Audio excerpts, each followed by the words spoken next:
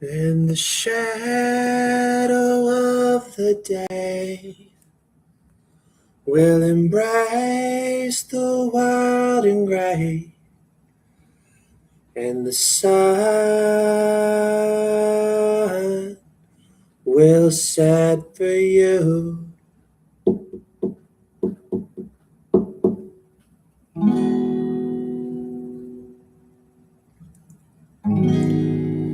I close both locks below the window.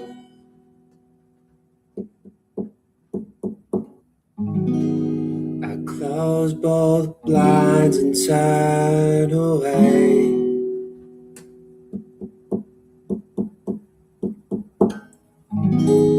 Sometimes solutions aren't so simple.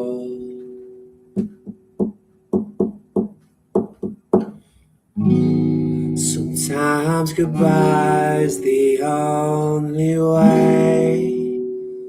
Oh, and the sun will set for you. The sun will set for you. In the shadow of the day, we'll embrace the world in gray, and the sun will set for you.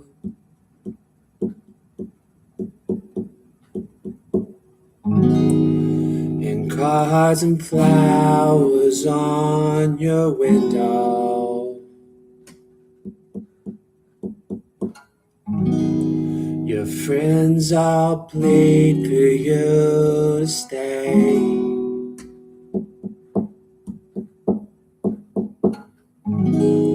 Sometimes beginnings aren't so simple. Sometimes goodbye's the only way.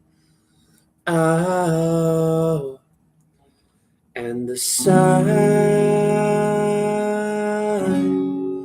will set for you.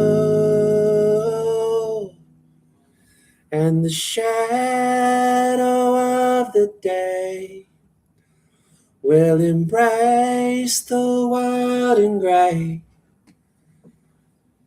and the sun will set for you.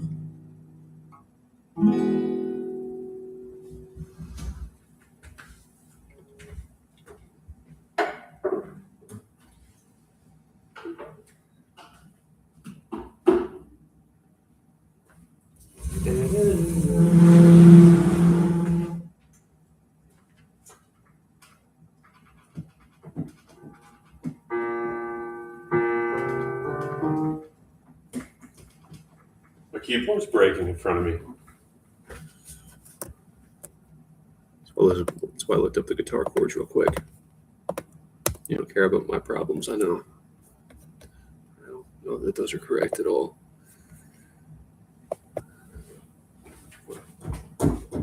No, some of my keys only work sometimes. I don't know why. And that one was late. That one was delayed.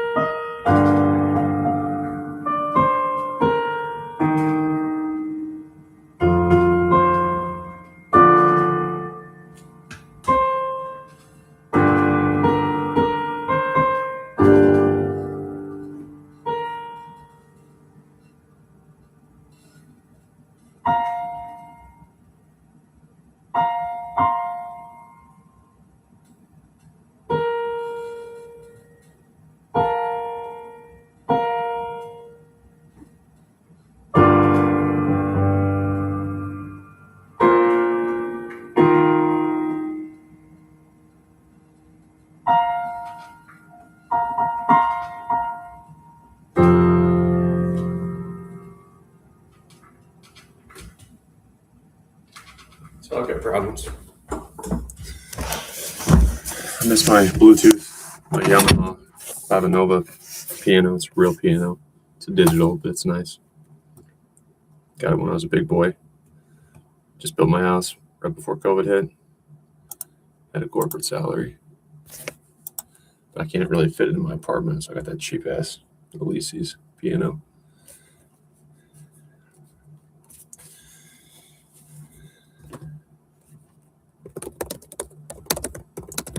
I'm about to the point where I'm going to play chess for fun and go back to tech. I'll have to delete some content. Hey, Eric Rose is playing chess in St. Louis. Oh, that was 3 months ago. I think I played him that time, actually. I didn't do much of a tournament. He beat my ass pretty good. Professional athletes tend to do that. I don't know that he lost. Every now and then, in a city like St. Louis, where there's a lot of strong amateurs, if international master, Eric's not a grandmaster. I think he's a pretty strong international master, though. But if you play all day and you play a lot of people who are in the low 2000s, you might lose one. But I doubt he did. Is there a monthly tournament? I don't know if there is in January. I haven't seen it posted. Disappointing. I'm trying to play in the open section.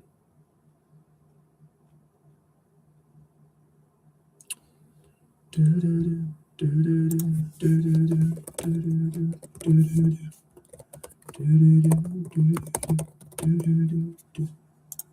don't know my phone number. Not that I answer. It's pretty much off, and I call people back when I feel like it.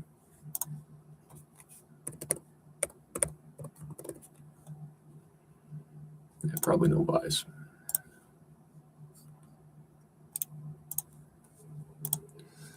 Little red Corvette. Status is expired. I need to renew my membership. Shit. Be on the naughty list. Yes, I'm a member. Unless that expired too. I don't know. Notes, I'm here to emerge victorious. I'm usually between the second and fourth seed.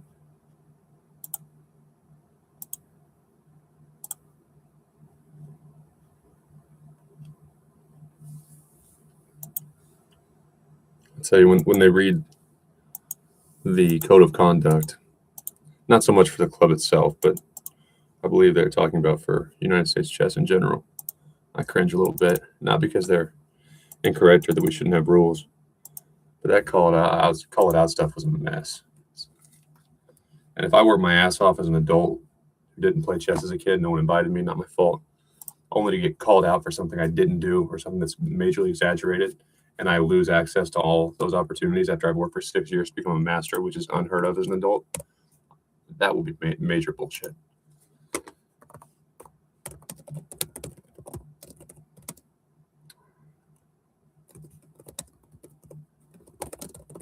Like I said, I miss my piano. I miss my house. Do I regret doing this? I try not to live in the past. COVID was a great excuse to take some risk. I don't know.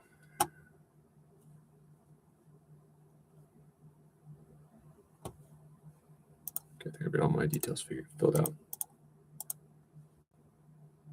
This is all we have to do if we have an idea. I don't know that I consider content creators entrepreneurs, but to start a business or to fix things, to apologize for a mistake, it's not that complicated. Oh, there's more to the story. No. Usually you can just sign up, show up. Got my ass kicked for a couple years. Turns out anyone can become a member of a chess club.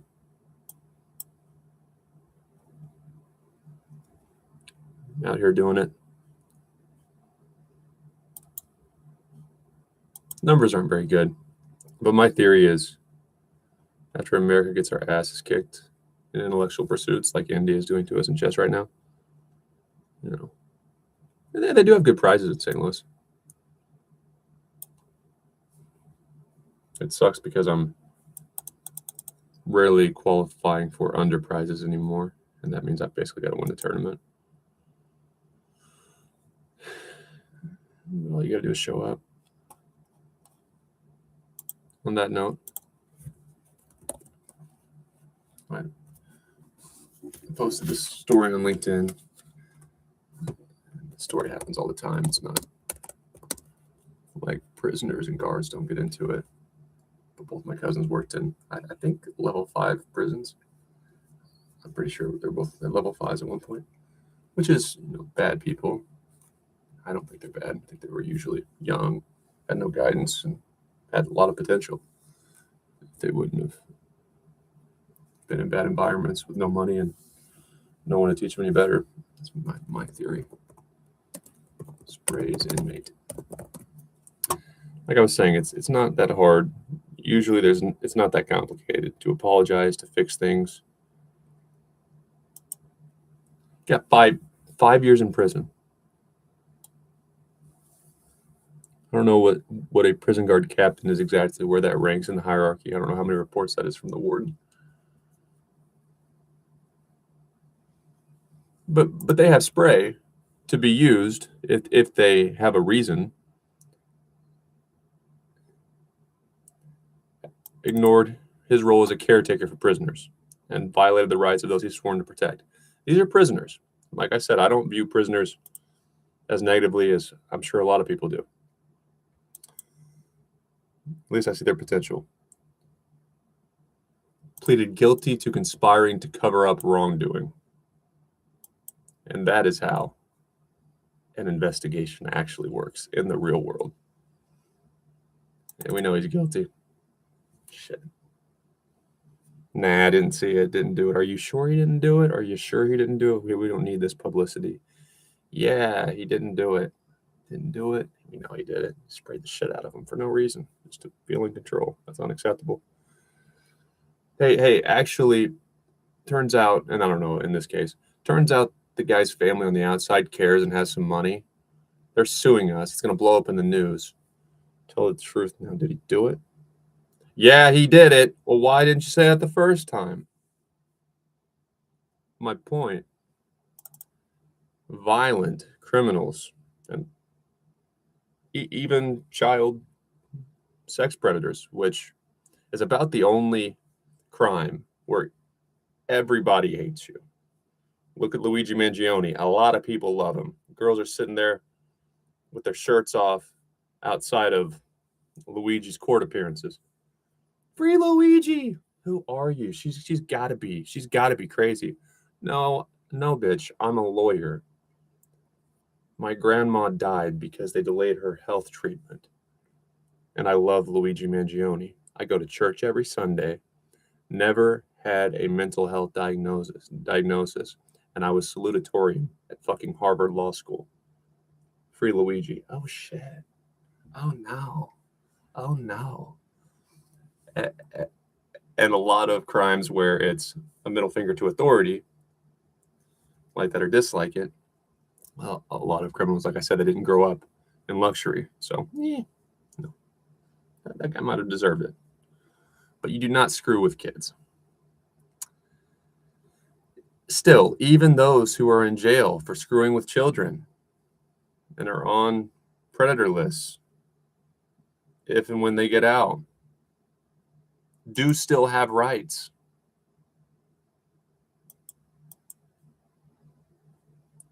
Therefore, when something like this happens, the prisoner is serving his or her time. Should the punishment be more severe in some cases? We can argue that. Blatant abuse of power will not be tolerated by the Department of Justice. The Department of Justice, and this is why Luigi Mangione, going back to that example, should not have fucking shot somebody, of the many reasons. America is not perfect. No corporation, no person is perfect.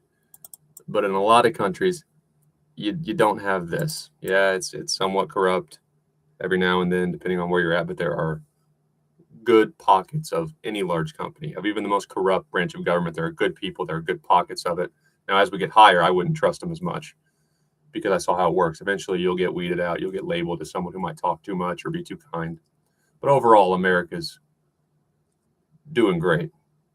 We do not need to be shooting people because in a lot of countries, they do not have any protections. People do really feel the need just to survive.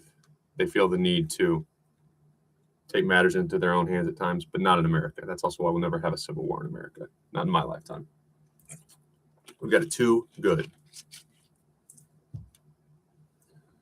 Now, just because we have it too good does not mean we need to break the rules. Or when something like this happens, we say, just be grateful. Nothing's perfect. Because if we're just always grateful, even when bad stuff happens, then America can turn into a not so great place where Lake and Riley can't walk outside without getting raped and murdered, etc. So combine gratitude with logic and a little bit of proactiveness. I just signed up for my chess tournament. Think I'm full of shit. Think I'm not.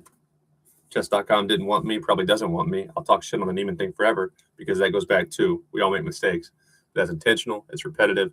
And even their apology was, I'm sorry he reacted that way, basically.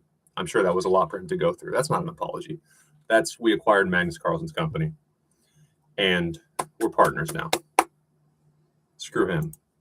It's not about me liking Neiman or even feeling sorry for Neiman. They do it to me in a heartbeat. Magnus Carlsen just had another outburst. He's getting sued.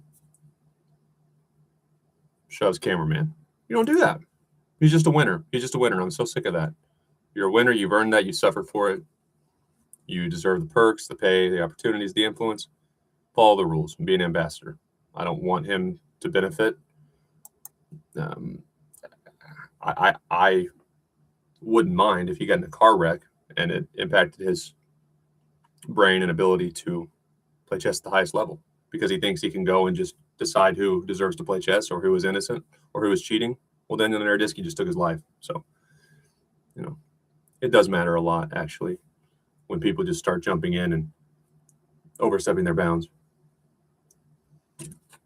As you can see, they want people to, Magnus Carlsen, oh. And I was that. One guy's autographing stuff. And right when I got here, that's when the Neiman thing hit. Right when I got here, Neiman was at that ceremony I went to. I'll do the corporate stuff. I'll kiss ass. I actually like these people. I'm actually impressed by these people. And then I will not play Neiman. I'm like, what would you do to me, you asshole? So I don't want him to benefit. I don't want his game to grow. I don't care if it does. I'm going to play it because I like it and I spent too much time. I'm already invested. It's a bit of a sunk cost, but I like to gamble. Sunk costs are dangerous because sunk costs means we probably shouldn't keep doing this, but we've already invested too much money, too much time. So let's keep rolling the dice. That's who I am. I'll play chess because I like to play chess. Also, a lot of benefits to playing chess, even if I do go back to tech and I don't make it as a content creator. Last point, and then I'll start playing a little bit. The Narodisky passing reminded me, ain't no amount of money or success in the world worth, I don't know him, but basically wanting to die or feeling like stress is that extreme. And when I stream chess, I don't feel good. Last stream, I played a song like I always do to start, kind of get out of work mode before I just switch into deep thinking in chess. And it was going good. I talk normal. I feel good. I look confident. And as the stream goes, you see me just getting in that zone where I stop reviewing my games as much until it turns into just back to back to back. And 9 hours have passed. I was supposed to walk my dog, go to the gym, something. And I just forget. And it's 9 hours later. I haven't slept. I'm about to have to go to work again. And I don't do that with Call of Duty. It's not worth it. I can't talk and play chess. It's too difficult. But when I get to go to the club, even when I lose or I have a bad game, I don't spiral. I don't just want to play again, in part because I can't. The next game isn't until next week in that weekly nights tournament. And I just feel like I've accomplished something. Even if I lost, I go review it with the grandmaster. I learned something. I listen to his story or her story, whoever's in residence. And I feel great. As long as I don't pull out online chess, every now and then I'll bump into an acquaintance or someone I played in the past. I'll get their chess.com ID. And if I friend them on chess.com while I'm at the club, I can't even make it to my car without playing 10 million games. It's disgusting. It's an addiction. It's not their fault. Even if it were, it would do no good to blame them. But I'm pretty happy as long as I don't play online chess. I just never intended to be a real chess player when I started streaming. It was a COVID lockdown. It was a fling. It was a one-night stand. That's what I called this initially. One-night stand with a chess knight. That's my king. I was going to grab my knight stress ball, but I don't know where it's at. was a one-night stand. That's the whole point of this thing was I was going to get good enough at chess to survive against top chess athletes with them severely handicapped in some way for one game, and then I'm not re-challenging. If I find a way to get lucky and they're down a night, or it would depend on how good I get. I didn't even know what a FIDE rating was when I started streaming, or USCF for that matter. But if I get lucky, we can talk about it, we can laugh about it, it can be good content, but there's no second chance. There's no Magnus Carlsen. He's probably cheating. That was the whole point of my freaking channel, man. So I got lucky as hell for one game, but that's why we should try. And you ruined that for me, and I'm pissed about it.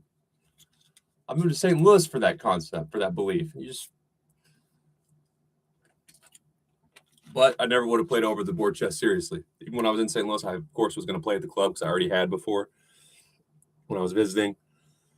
So I knew how the tournaments were set up, and I know how you sign in, and I know, where the postings are. I know how it all works.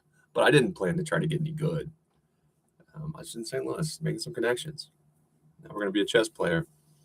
But I would stream Call of Duty or some other game if I got enough followers to make a good living from streaming. And I would play chess because I like to play chess. I think I sing fine, and I have never really taken vocal lessons. I took 3 before I moved here. But it was mostly just using the keyboard to match tone and stuff. So maybe I could get a lot better. I'm only 30 years old. But I would play piano. I would play Call of Duty. I would play games where, at worst, it's 4 hours, like Call of Duty Zombies. And then if I want to start a new one, I can. But my brain is not fried. With me and my friend Sean, who is my only friend now that we're adults who I ever really play zombies with. And I think he's got a serious relationship, so I'm sure his girlfriend and eventually possibly wife won't like me just hanging out playing zombies with her husband all day. It's better than gambling. But streaming chess just kills me. And it's unhealthy to sit inside alone and just torture your brain. If I'm around people, I've even thought about traveling to every chess club in America. And there are a lot of good chess clubs. The problem is people don't watch chess like we do football, American football, or even baseball, which I think is a great opportunity because baseball, a lot of people think baseball is very dry. Still, professional baseball games make a lot of money, even though baseball is slow. I like watching baseball, but I understand what's trying to be done. I don't like soccer, even though people compare baseball and soccer in terms of the pace of the game being very slow. I don't know what they're trying to do in soccer. I have no clue. Soccer is the only sport. I wasn't great at any sports. It's the only sport I couldn't just pick up and be better than almost everybody else at. My feet didn't do it. Baseball, I was good. Football, basketball, I was much better than people who weren't the better players on high school teams, and even some who had a chance to go to college and play. But soccer I suck at, so I never took the time to understand what they're trying to do. They don't ever fucking score. They're just kicking the damn ball around the field, and it drives me insane. If I understood what they were trying to do or what play was being called or what part of the field is the focus or why a forward, a defenseman, I don't know what the fuck they're called, why each position, why each person got that position, what skills are necessary for each position. I might like soccer the same way I enjoy baseball because it's not just a game. It's not just a pitcher throwing a pitch and it going back and then throwing another pitch. It's what's the count. That's why that guy swung at that fastball on the outside corner. He swung at that fastball, but he did not swing 2 pitches ago because it's a different count. He has a disadvantage in the at bat. It's fun that way. And chess is similar, but you got to understand it. So it's not that chess couldn't get watched or get very popular, but in my opinion, aside from players, I don't feel sorry for them at all because they do an awful job promoting it. They do a terrible job. It's natural because they're so smart and so incredible. And the worst player on the St. Louis Cardinals roster is a multi-billionaire who will never have to work again if he or she just if he just stays healthy. That's wokeism right there. She on the St. Louis Cardinals, it could be.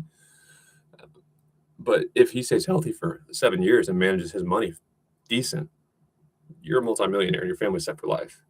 If you're that equivalent chess player, you're the,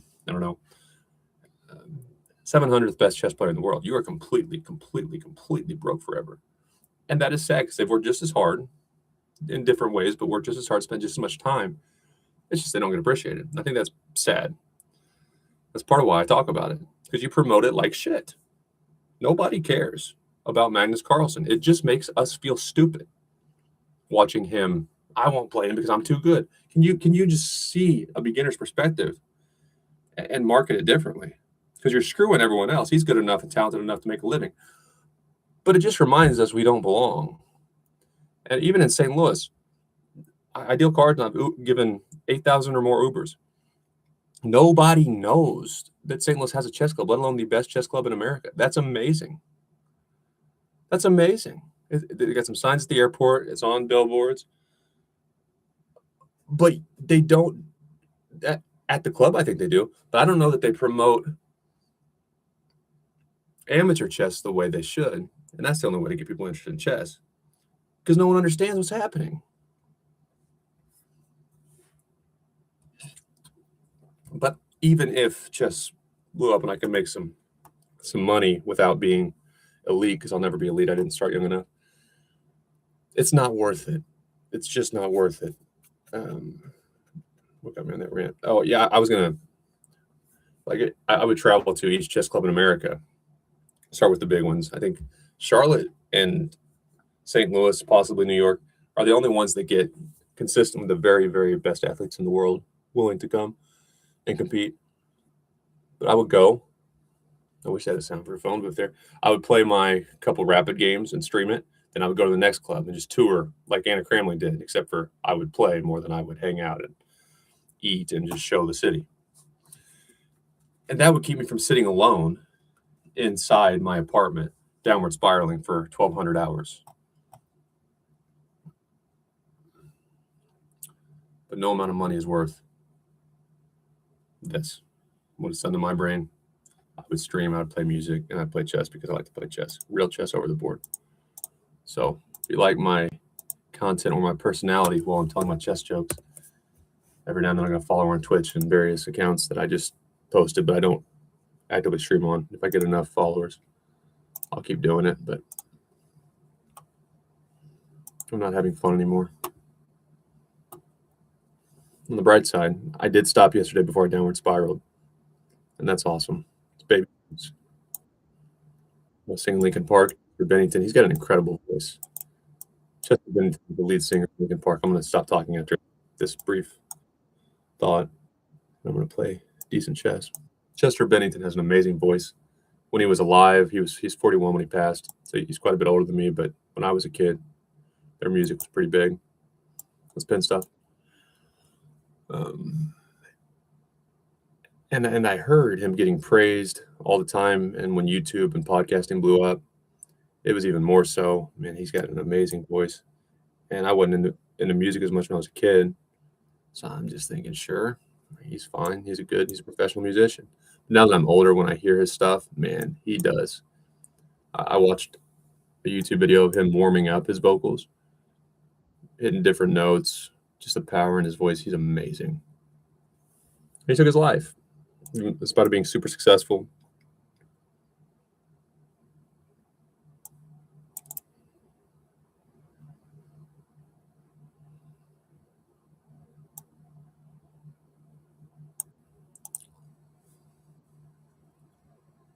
See, I'm already screwing it up because if you take there, left pawn's hanging.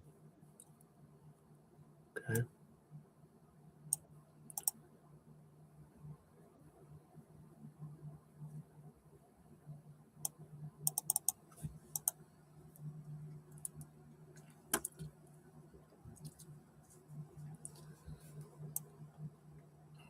But he struggled with addiction majorly.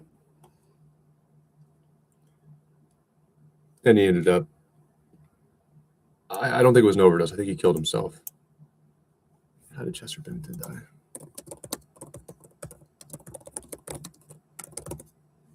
Is it hanging?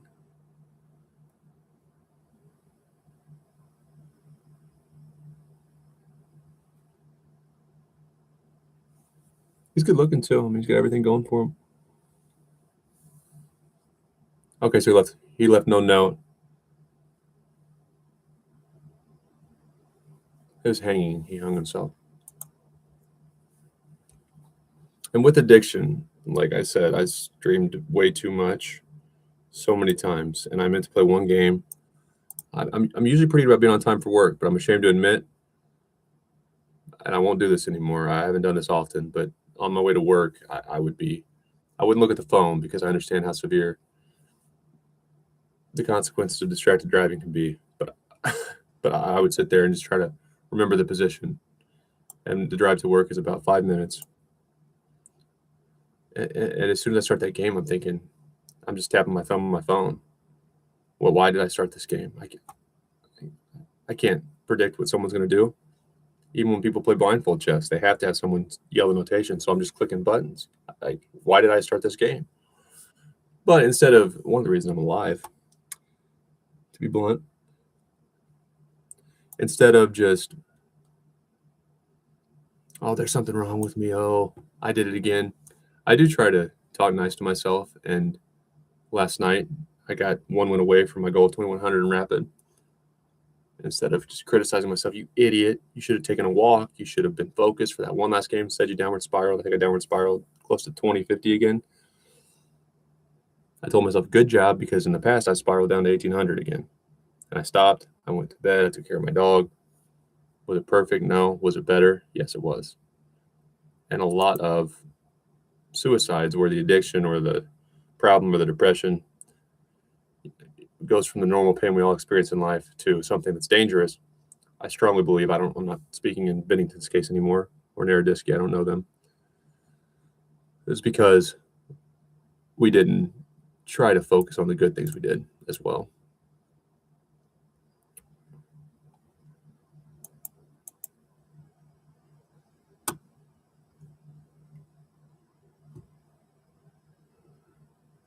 I end up with these pawns pushed in front of my king too much. Of course, what I got out of it, the bishop backing away and relieving pins, is why you do that. Okay, so that just appears to be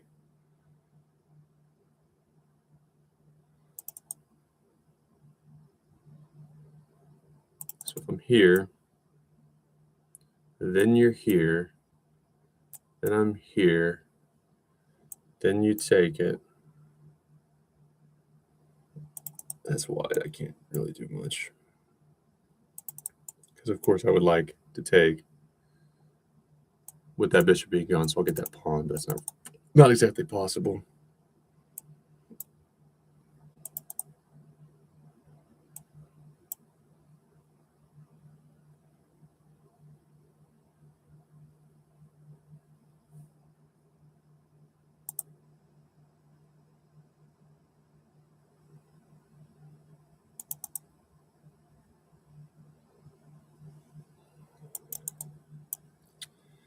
Yeah, I gotta take it back. And then you take there because you don't want to leave that pawn exposed.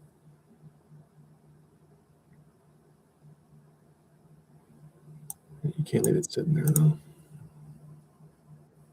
Unfortunately.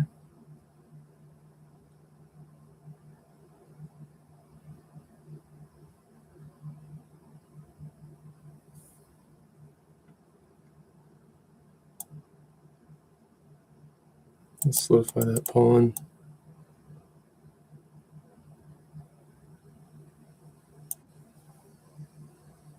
Not going to be super easy to attack my weakish B pawn. And I feel more comfortable again. I don't need to be pushing these pawns. But if I have that solidified where those checks and potential for your long range pieces to attack my king from that direction, if I push that pawn and these pawns are solidified, I don't feel as nervous about that. Because you'll have to try to break it with these two pawns and be 4 pawns together. I'm going to leave my knight there as long as I possibly can. Okay, so now I don't love that. I don't love that move by you. So from here, you got to go all the way back. All right.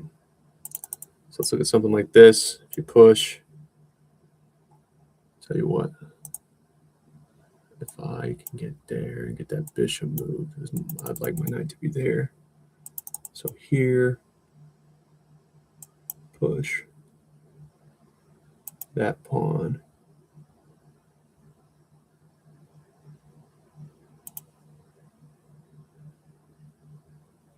There, discovers. Let's do this. Let's do this.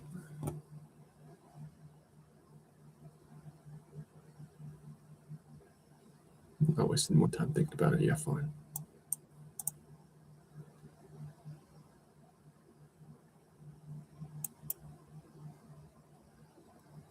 So that doesn't come with check.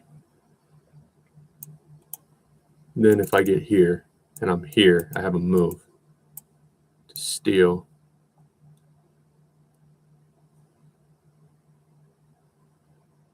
And if I can get my rook over there, my knight will also be in a position where if it moves and you try to pin stuff, which would be weird, but I guess you could if my bishop's gone. Then I come back and then it would protect my queen. The queen's trade. I can get that file. Your rooks aren't speaking at the moment. They're broken up. Going couples therapy. They're working shit out, but they're on opposite ends of the room. I'm not speaking to him. Well, why'd you come to therapy? We have to talk about this. No. I'm staying on my couch. Well, I'm staying on my couch. That's not the point of therapy. Doctor, then why'd you put 2 couches in your office? Good question. 2 couches in couples therapy? Seems like a recipe for disaster and isolation. But 1 couch. But the rooks are in couples therapy. It's just that they're on opposite ends of the room. They moved the couches, which used to be together in the therapist's office. And now they are, interesting move.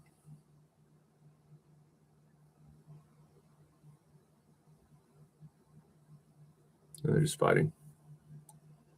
It's still, I think I can do this.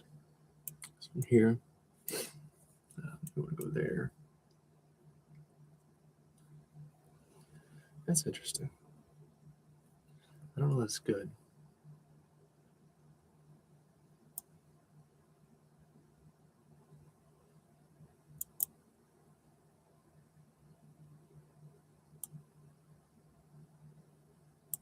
But it does make me think about what I was going to do. Because now you can stop it with that. Huh. Okay. Now if I get the chance, I don't mind to take and then put my horse there. It'd be pretty lazy for the opponent to just trade everything, but that's black. It might not be that bad either. Yeah, it's going to be a powerful horse.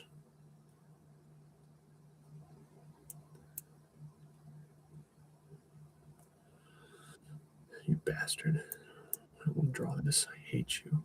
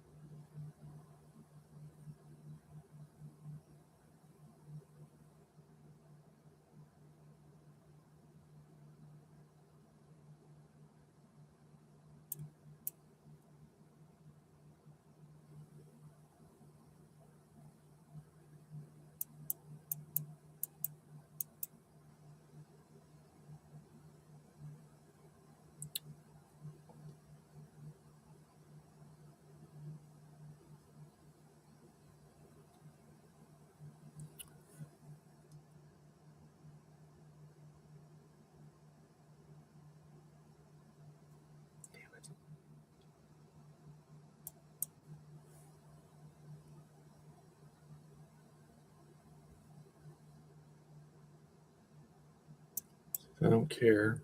I don't care. I guess you could play there, yeah.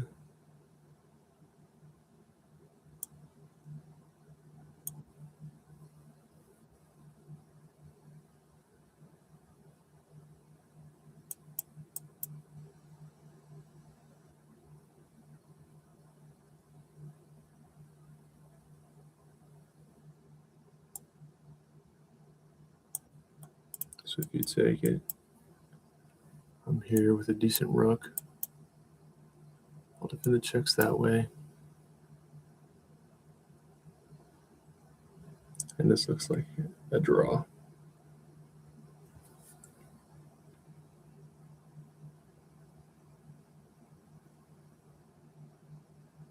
From here, I can still defend the check with my rook. Lazy ass. Probably end up there. Boring.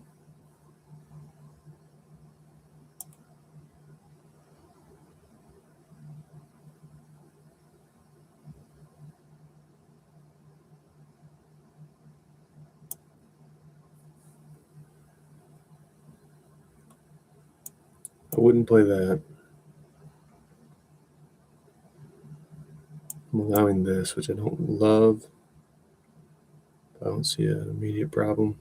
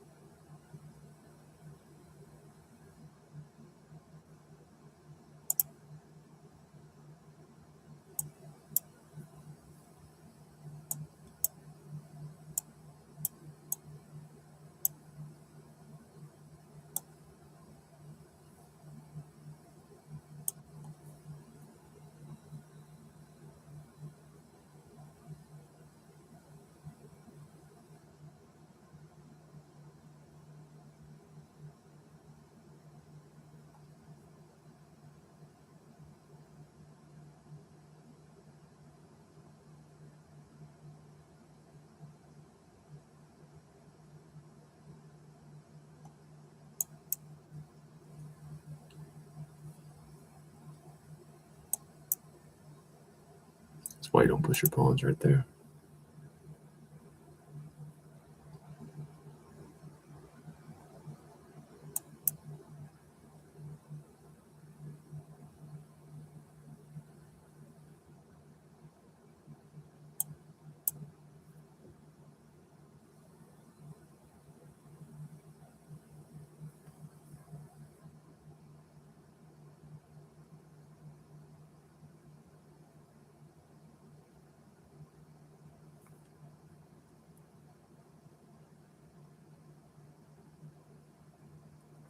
Shit.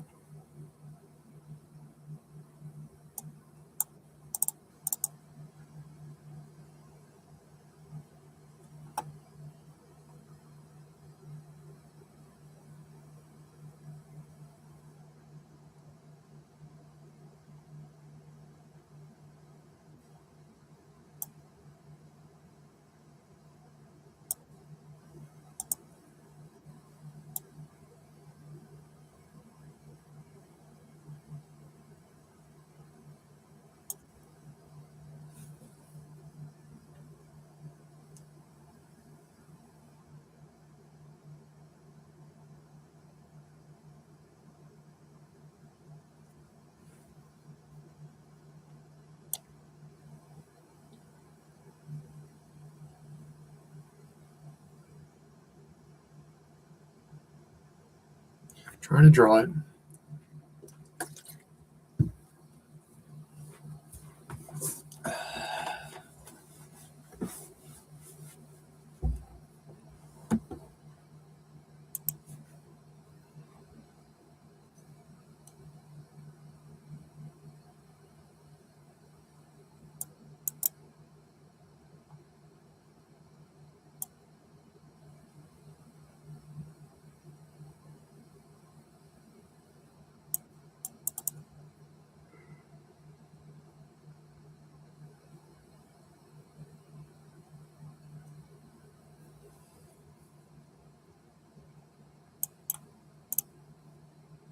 Not in that order.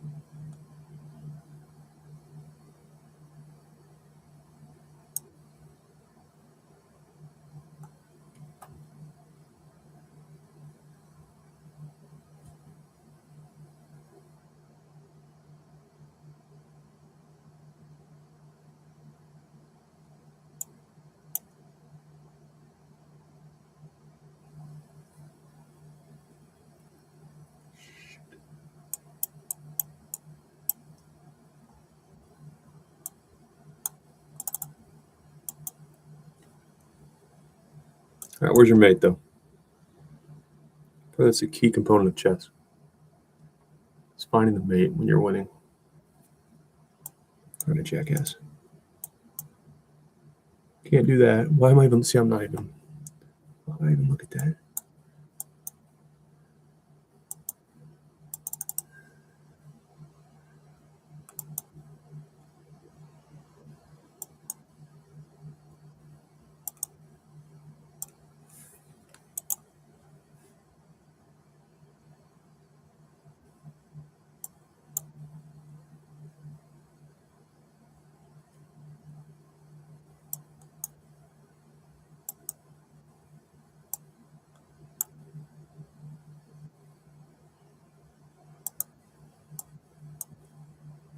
Oh, man.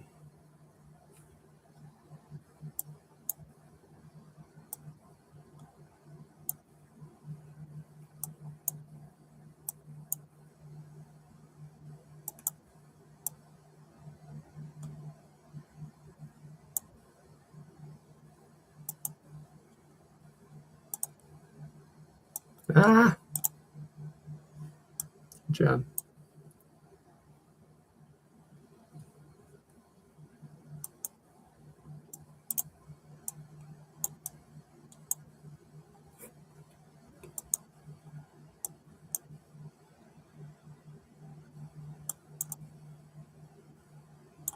Shit. All right.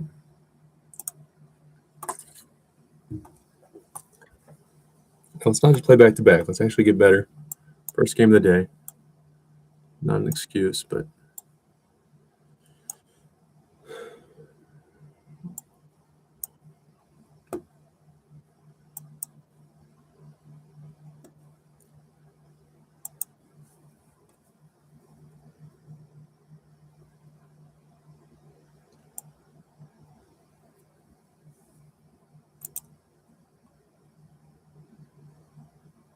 let's use our time decent. Let's not push pawns in front of our king. Give ourselves a chance.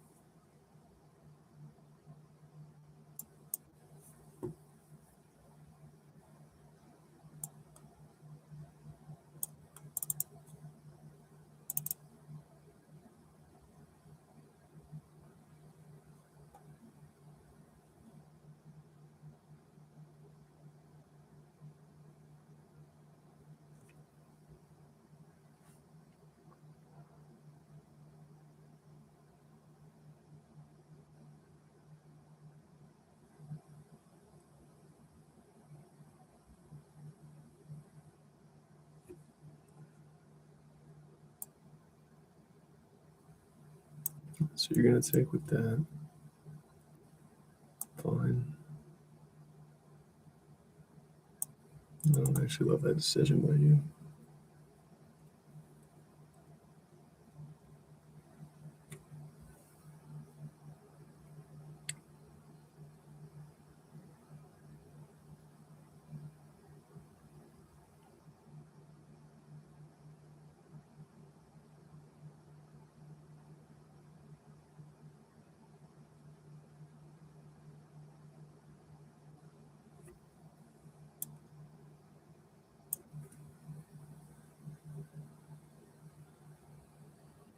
That pawn's not going to be so easy to defend unless you just stick your bishop there the whole game. Okay.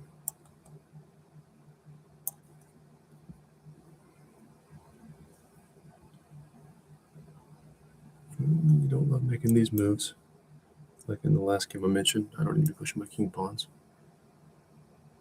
I have time to move your bishop, which means I'll see and have tactics.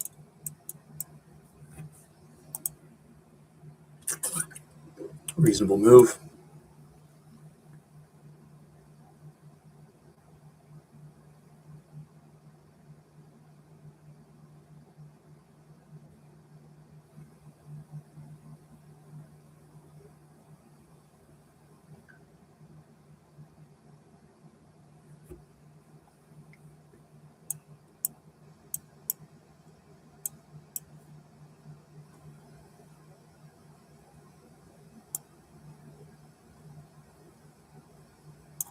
Okay.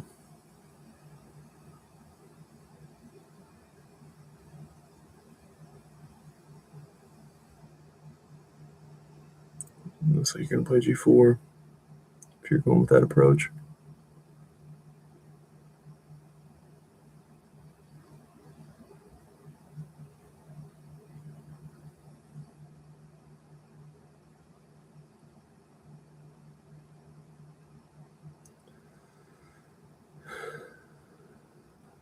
Yeah, okay.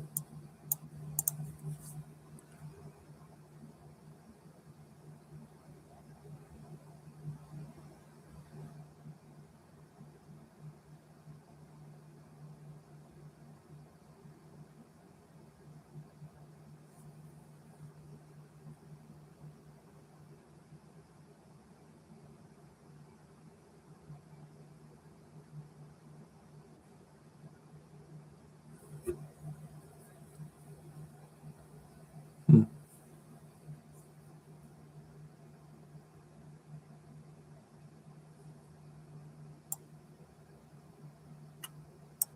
All right.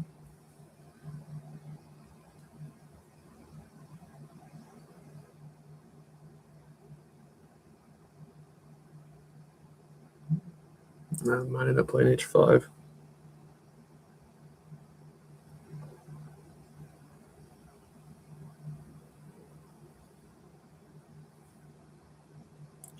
I don't know if queen h4 helps me much. If your effort moves, it might be more interesting. Send my bishop and my queen might be able to see you. And when the queen leads, the rook, as you saw in the last game, my opponent. Okay. So, if I...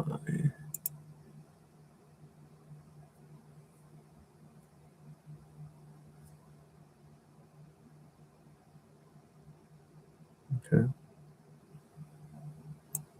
So here... Yeah, okay, I see the problem. Should have saw it already.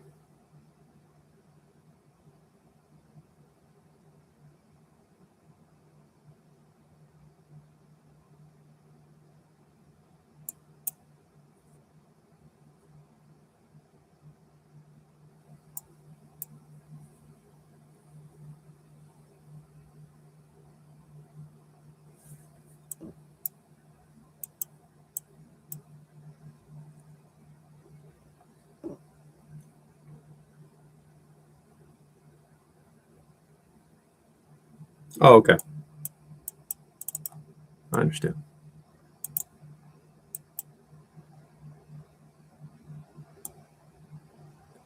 So let's get rid of that pin option. If you take, I'll take. You're pinned. I'm fine. That's what I need to do. And the queen check, since you have it double covered, doesn't help me. That's what I have to play. Relieves the pin, / gives my bishop space to retreat. If you don't do that, I'll just move my knight out of harm's way. Also, you got to consider me taking. So you could push if you want. Never panic.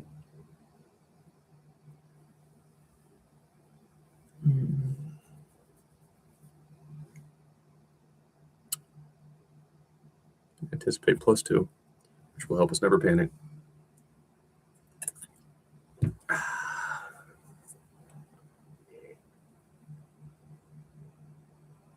Pros and cons to almost every move.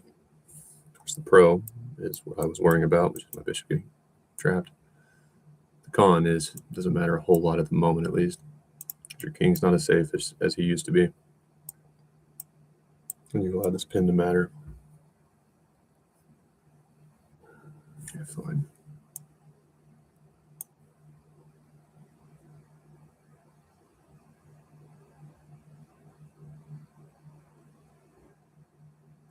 Try to take stuff. Doesn't matter either. You don't want to push. because it must have an extra attacker on that pinned horse. Okay. Now, I don't want to do this. So you don't have any way to hurt that pawn. If I'm here, there's no check, so I have to take it. No, I don't. The rook is there, Dayton. So here, that pin is still true. If you want to attack it, you're going to have to use a piece to do so. If it's your bishop, I'll have a check. Yeah, all right, fine.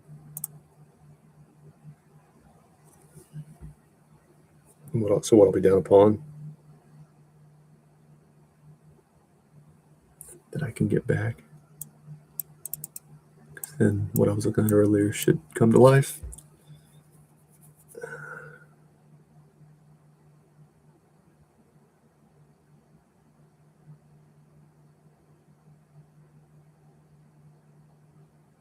I might play. I might move my F-work somewhere.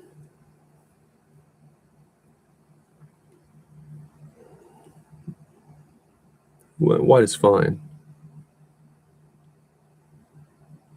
But should have managed this clock better.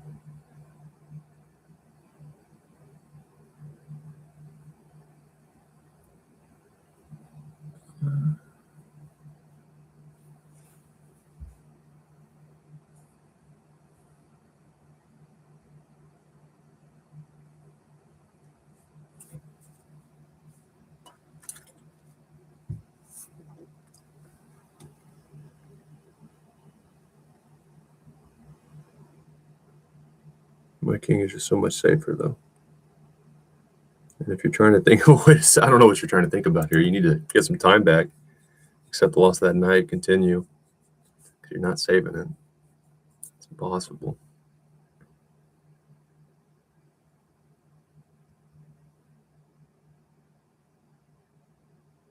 Just using all your clock. Okay, fine.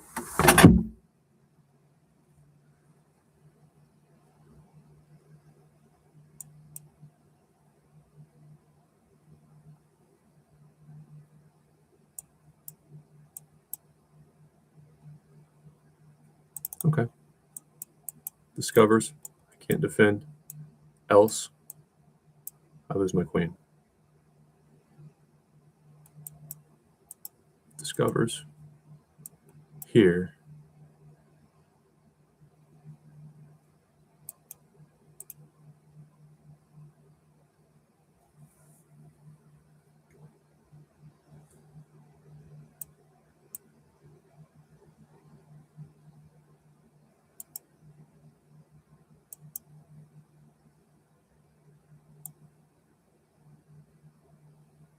I'm giving up that check, though. From here, your bishop is pinned, so that will be met with this, and the bishop can't move. That's probably fine as well. And this is all going to remain true, so that doesn't hurt me.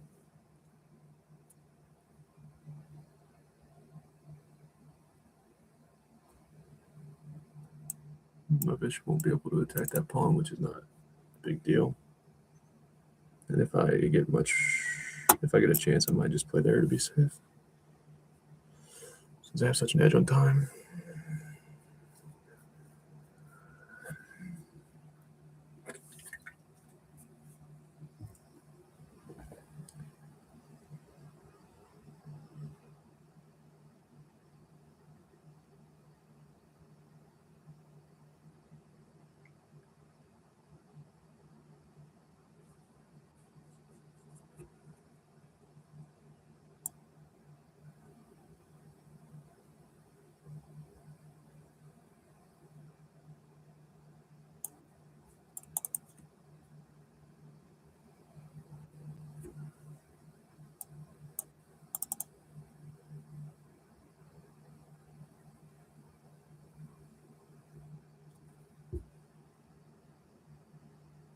Now that my queen is free from any discovery bullshit, I can look at taking that pawn. This being opened up is definitely good for me. My rook could take the pawn as well. What are you doing? What is wrong with you? Do you have anything right with you? Have we found that out yet? I'm not sure. It's here. This discovery is still true. I get it. I still can't go here because you'll help. So if that discovery happens, I'm here. I can take that. Why can't I take that?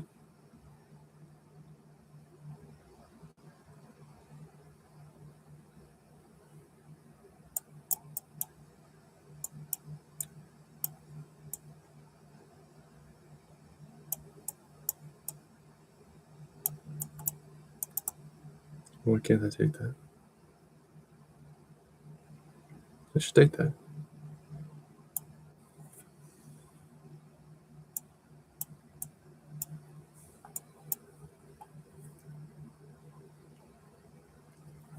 I'm up one. Oh no! Whoa! Easy, dude. Easy. Let's calm down a little bit, just for a second. Let's not be giving away queens. Whoops. It's all right. Move was never made. Now, if you don't play that immediately, and you gotta do something fast. You have a minute left. I'm here. I'm cutting it off. I'm winning the chess battle. As I said, I'm winning the chess battle. So I was put on this earth to do. That's what's going to happen. Discover me. Discover me. Go ahead, enemy. I dare you. Double dog dare you. Discover. But before we start discovering, we should make sure we're well hidden. And my rook found you before you could find me. We'll emerge victorious.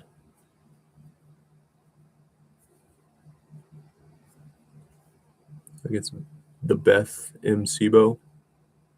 It appears you're a bison. I didn't know bison played chess, but I'm not here to discriminate. Oh, I'm here to win. Where's my surrender flag? Yes. Perfect timing. Couldn't have timed that any better.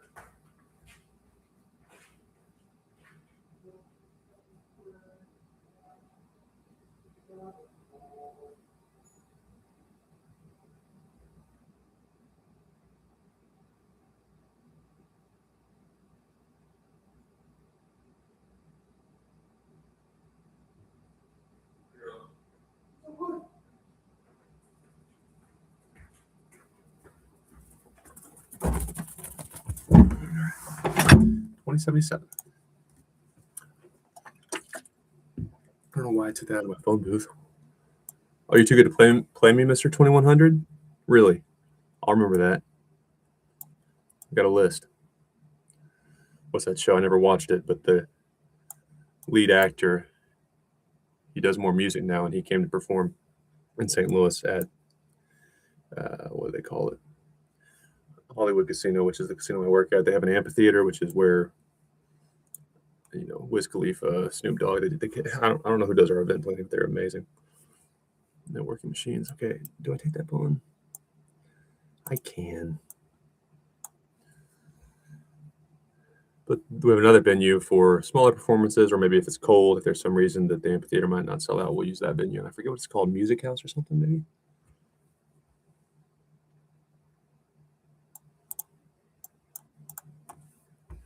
And he came there. He's a big deal. He was fresh from Chicago, I think. That was his previous stop on the tour. And the show is called what's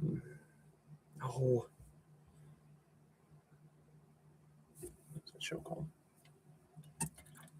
13 Reasons Why. 13 Reasons Why.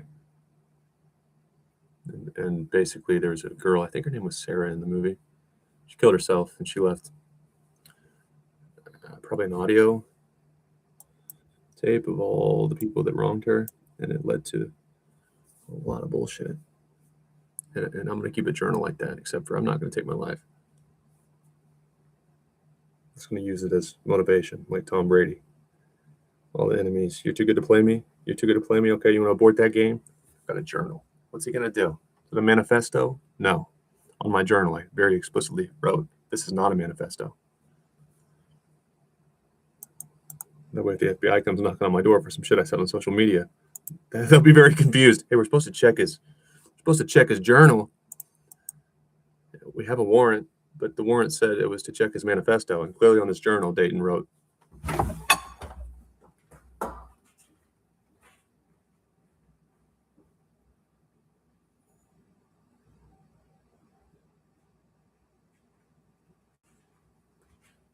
very clearly noted, this is not a manifesto.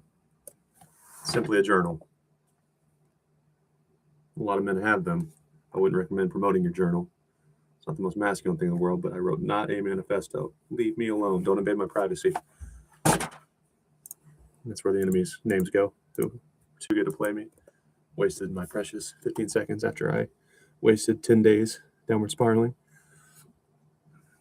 Don't do that. Hurts my feelings. I'll journal about you. So I'm a big, tough, strong man. It's in touch with my feminine side. Okay, what was I looking at? What's going on here? I got a pawn, right? Don't I get this pawn?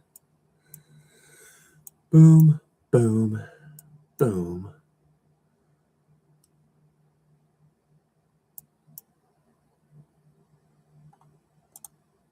I can take with either, right? I can't take yet because then you'll have help. I'm not here to help thy enemy. Here to emerge victorious. Okay, from there, then there. Now hold up. So I'm here. Then you're here. Then I can take. But the problem is, if I'm here, then you're here. Then I'm here. Then you're here. Then I take. I have no target. You do have a target. So you're here. And I'm screwed. Right? What'd I just say? Boom. There. I can't leave it. So I have to go there. There. And then you got my horse.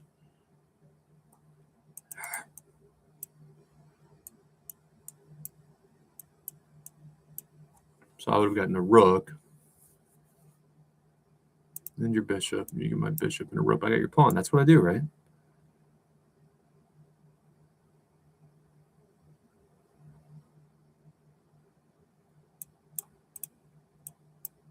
Rook.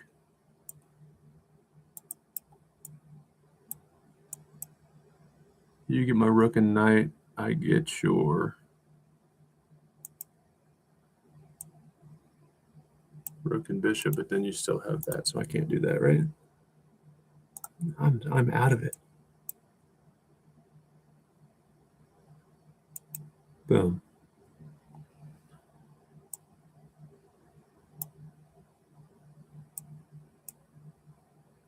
Fuck it. I'm gonna lose this game because I know I can't do that. But it feels right. And my brain's not working yet. It's early. I still work nights, so I'm usually backwards with my sleep schedule.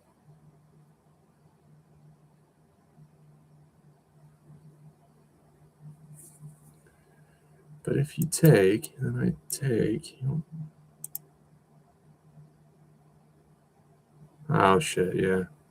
Because if you take, then I take, then you can take.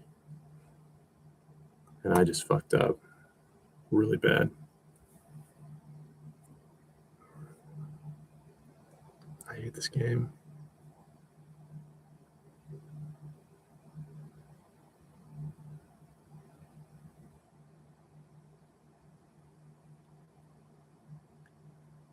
Damn it. Okay, so how can I try to salvage it?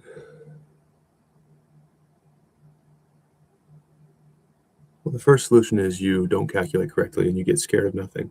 That would be the best way to salvage it. Okay, fine.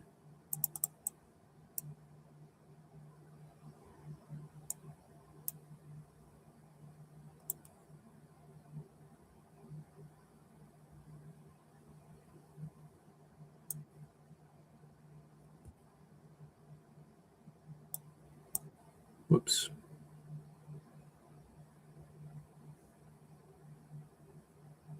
I was right. Didn't everything that I was talking about happen? I've got to take a break and go on a vacation. I have nothing left in my old brain. I'm just playing off feel, even though I have time to calculate. I start to calculate that my brain sputters. I'm over it. Okay, it's pinned, so I'm gonna use my pin. Duh. Else I go here, and then your bishop's gonna stop that nonsense, so I won't try it. Real simple. Let's go there. You can try that, in which case I will probably go and take.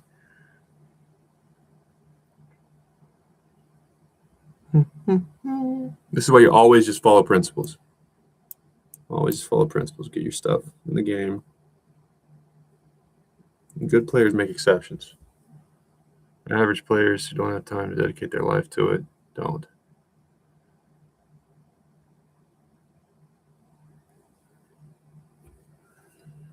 What are you doing? What are you doing? You think you're tricky? You think you're tricking anybody? You're only fooling yourself.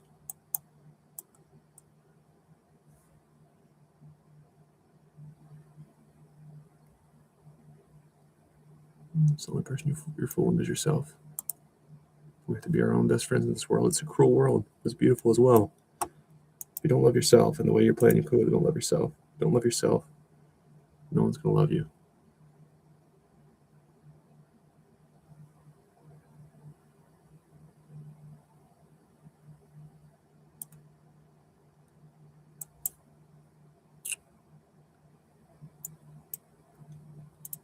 Okay. Now the enemy is waking up a little bit. Let's bring our rook back. I still have pins. The knight doesn't want to move anytime soon. Reasonable but passive. You don't have a good way. Unless you use a knight. Okay. No, I don't like it. I just don't like it. I'll just hop right in here.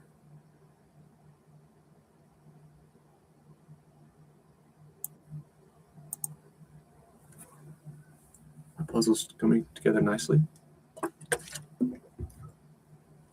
And all your puzzle pieces are still spread out across the table.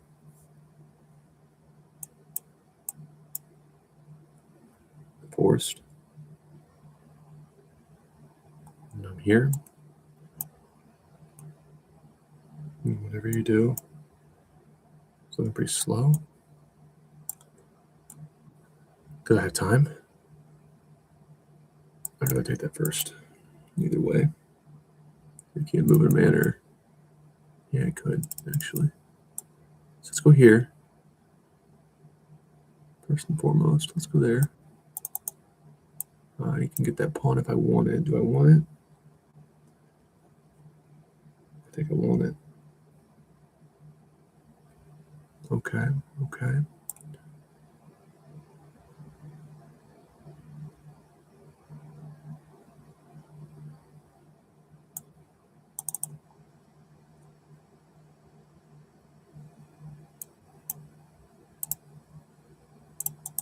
See, you suck at chess. It's just that you suck at chess. You're not necessarily a bad person.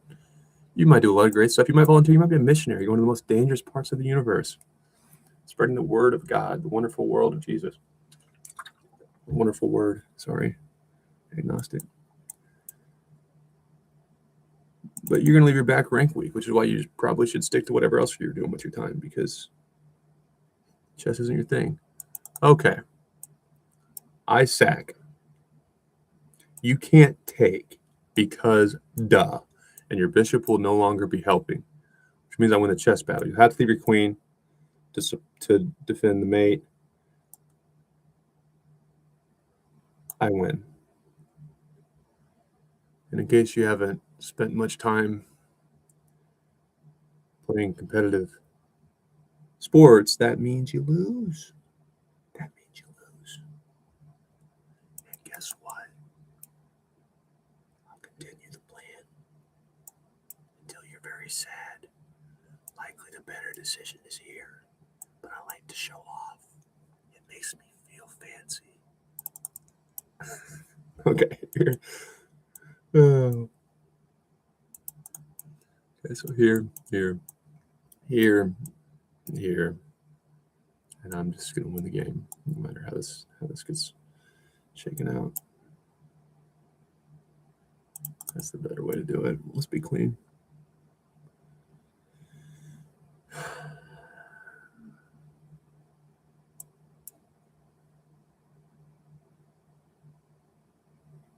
Now let's have fun.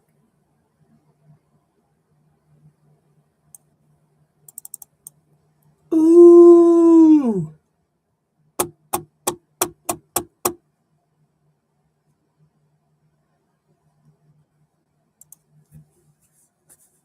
Back to back. Enemies don't want to fight this morning.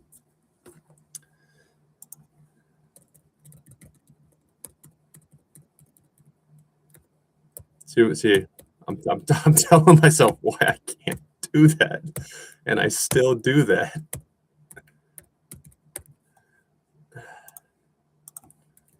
Okay. Lock in. Learn from your mistakes. Okay, rook takes. Rook takes.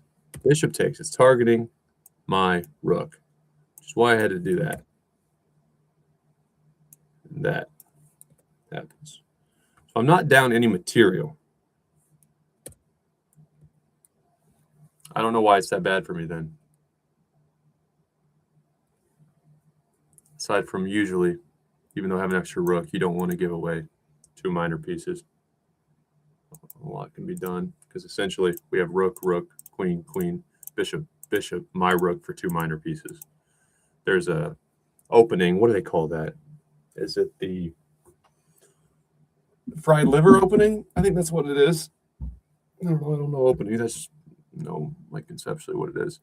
But when basically a player takes that pawn with check and gives away 2 minor pieces for the rook to take. So you get a pawn and a rook for 2 minor pieces, which is equal because 3 plus 3 is 6, and then 1 plus 5 is 6. It's equal, but it's not. It's not good. And probably the same concept there, which is why the robot didn't like my play.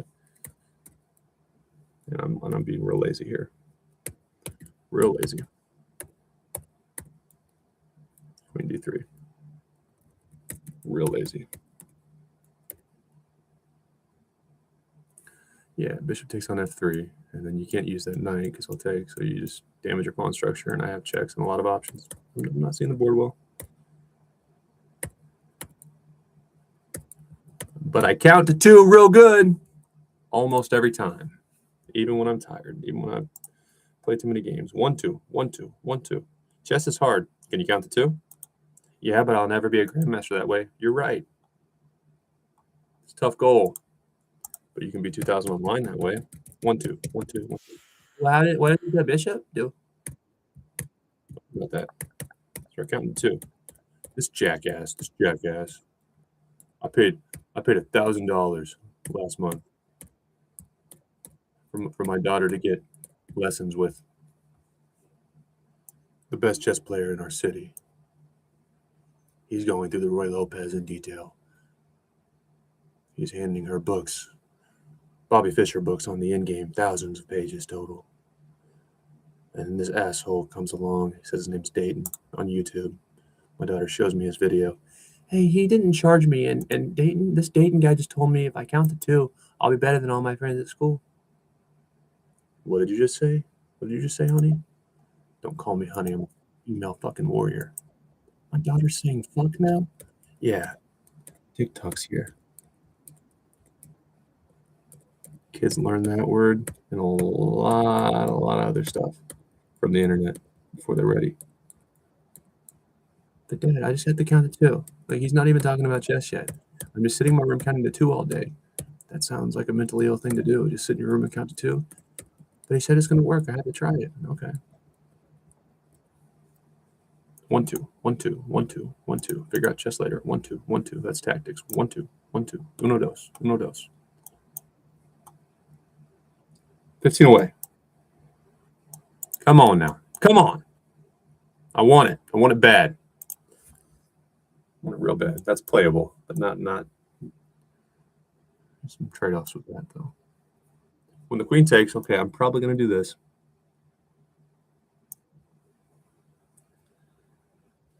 All right. Yeah. So.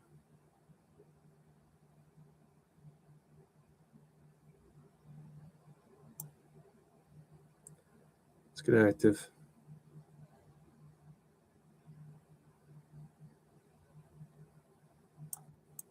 Here I'm here. Just gonna help me develop. So you don't want to give that. Well, I mean, you can't give that check. It's not lovely. I'd say I'm just up a pawn. Boop. Okay.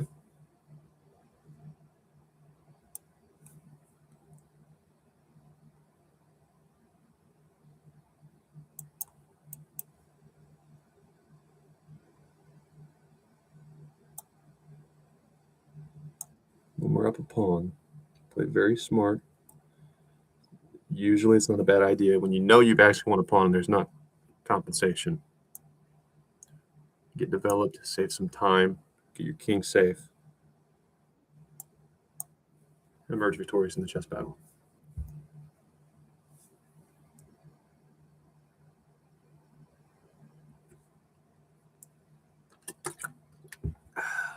This is lazy but not wrong. There's always that idea. You're getting the rook, but you'll just play there, so I'm not going to do that.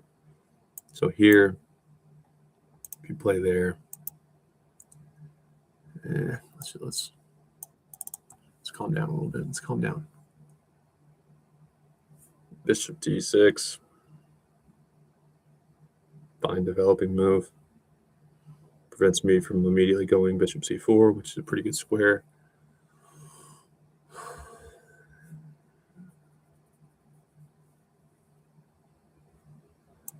Tempting to just continue with what I was saying, but that knight is pretty good.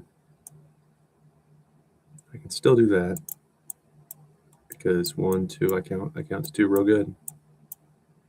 Not only with my moves, but in my counter capture, just gotta count to 2.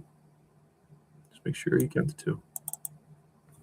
And all is well in the world of chess, in the world of low-level chess, where you don't need to be making exceptions or even thinking about when exceptions should be made. Just count to 2. Don't screw yourself out of the opening. Count to 2.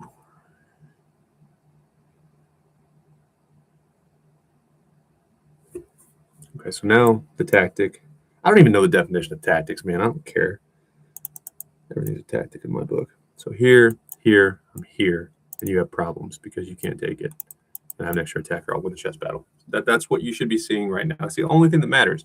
And why did I see that? Because I'm counting the dose. Attacking and defending. Count the dose in every single way. Just count 2, 2. I have this. So the opponent should be saying, okay, there's 1. And at a glance, it looks fine. It looks like you didn't count to 2. Yeah, you did. Okay. That's okay. So I can still do that.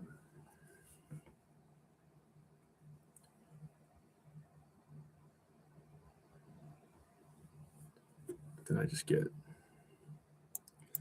there, and your king's there to support the bishop. So I'm encouraging you to take that knight. I'll have a good pawn. What'd you just do? Yeah, that's fine too. So you saw what you needed to see. Cool. Now I'm going to add some help. Do it that way if I want.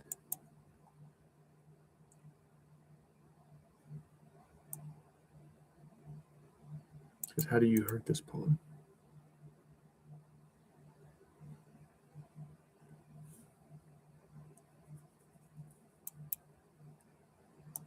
Watch this. Watch this shit.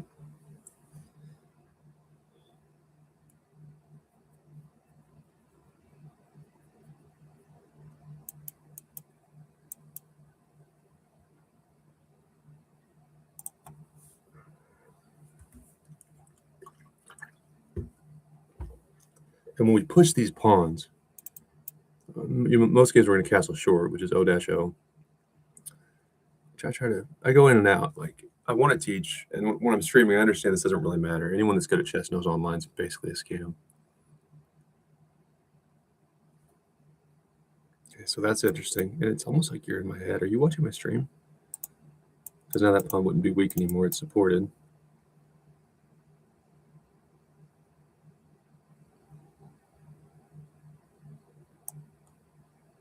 Okay, so we're going to further encourage the take of my horse. If not, you're going to line up your bishop, which is kind of annoying. But fine.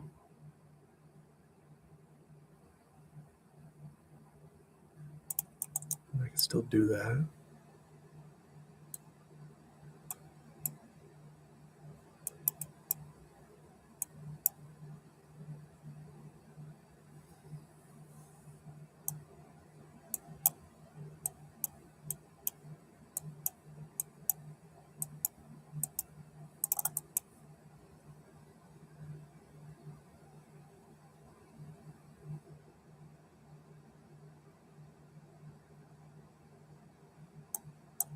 Little lazy when I make those pawn moves this early. They're overly, I don't know if aggressive is the right word necessarily. I don't love whatever you think you're doing, though. I don't like that move by you. Why would you do that?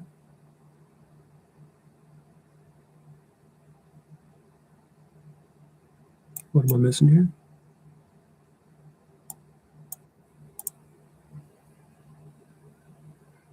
Your checks run scary. Okay.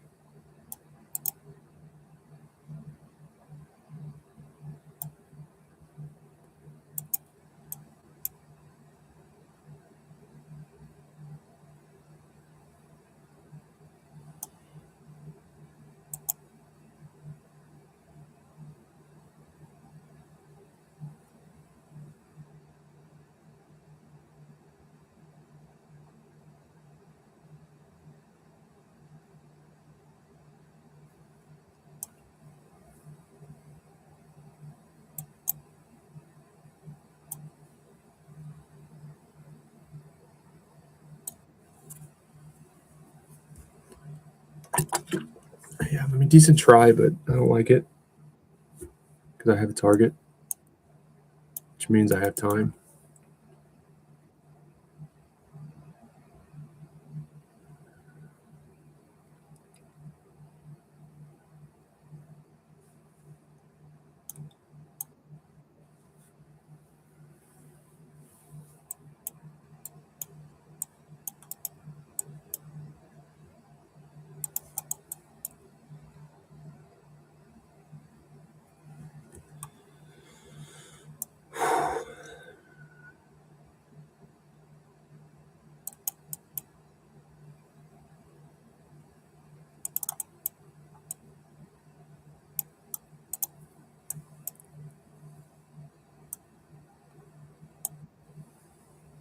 I don't want you seeing that.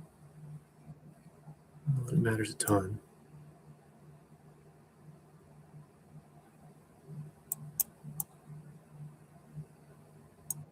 Okay.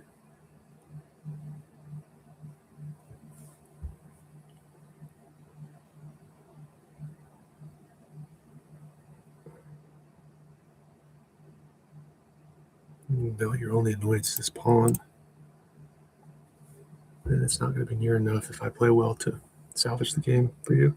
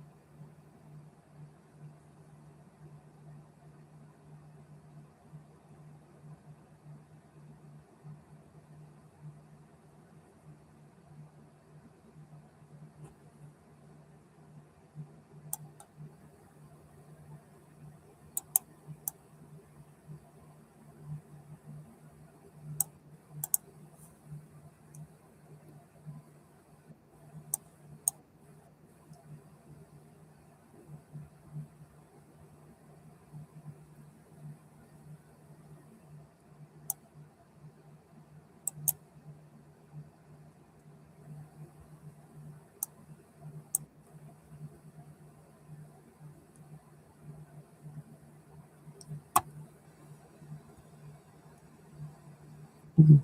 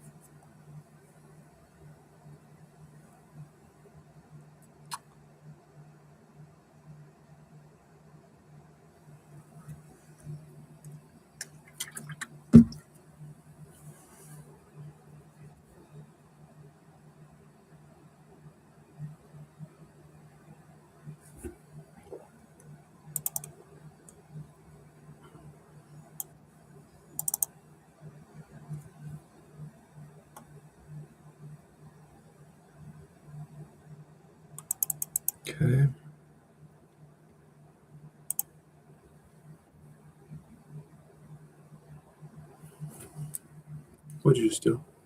You just blow into the game?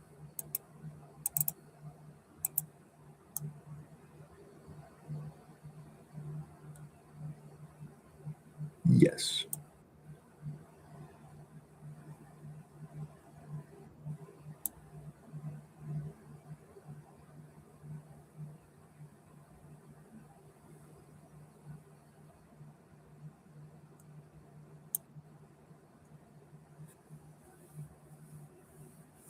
You blow into the game.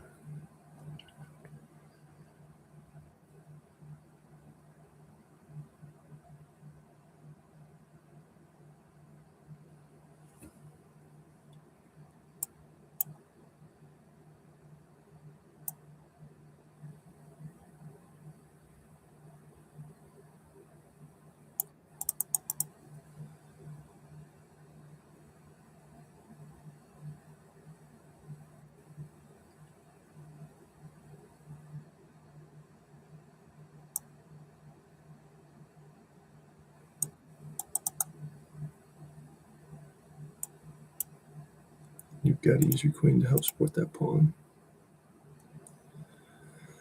Can I get 3 resignations in a row, please? Can I get 3 of them in a row? And bowling, that's a turkey. Is that what turkeys sound like? Okay.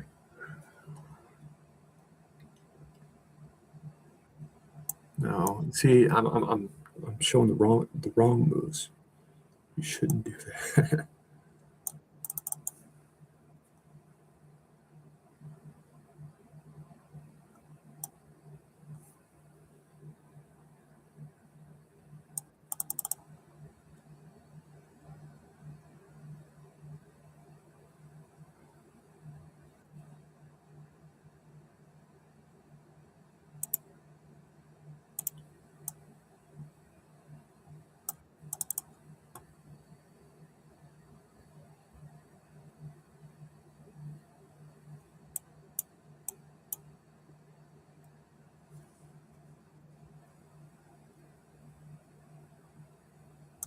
Can't take it. Can't touch it.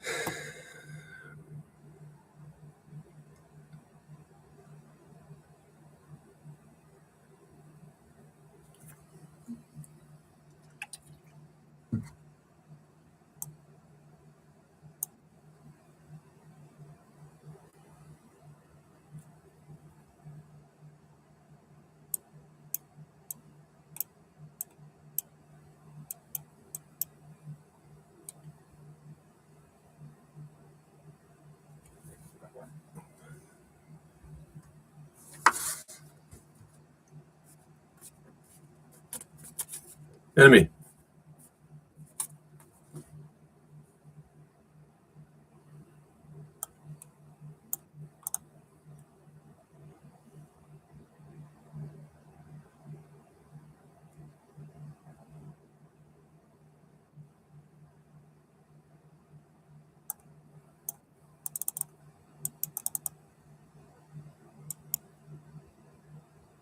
That's a better move.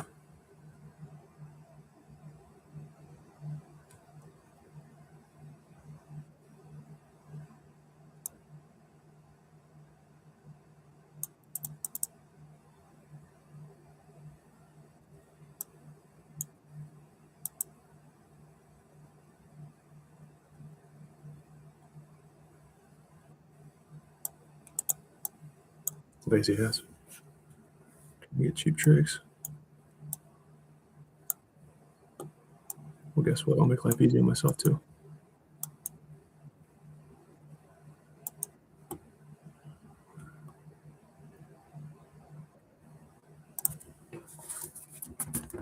Not clean, not perfect. The whole premise, like I said, when I started streaming in my content pursuit, I'm not here to be the best chess player. I'm here to emerge victorious. And it's funnier. And there was a stretch of time. The chess videos I prefer to make are static. Static content. I'm not streaming. I can't entertain. My personality can't sparkle while I'm focusing on chess. But like, the opponents would blunder. I'd be getting outplayed, or I'd outplay them and then I'd blunder. And I would just find just ridiculously lucky ways to win. And that is the best content. It's totally in line with my chess story and how I promoted my content early on.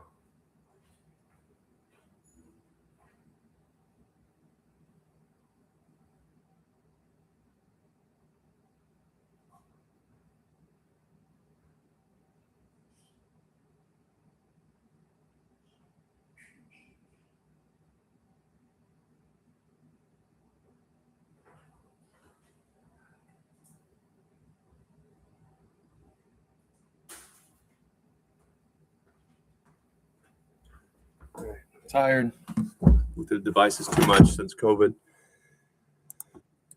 And as part of one of the club managers is awful. And like I said, count the two / understand how much time you have for things to play out.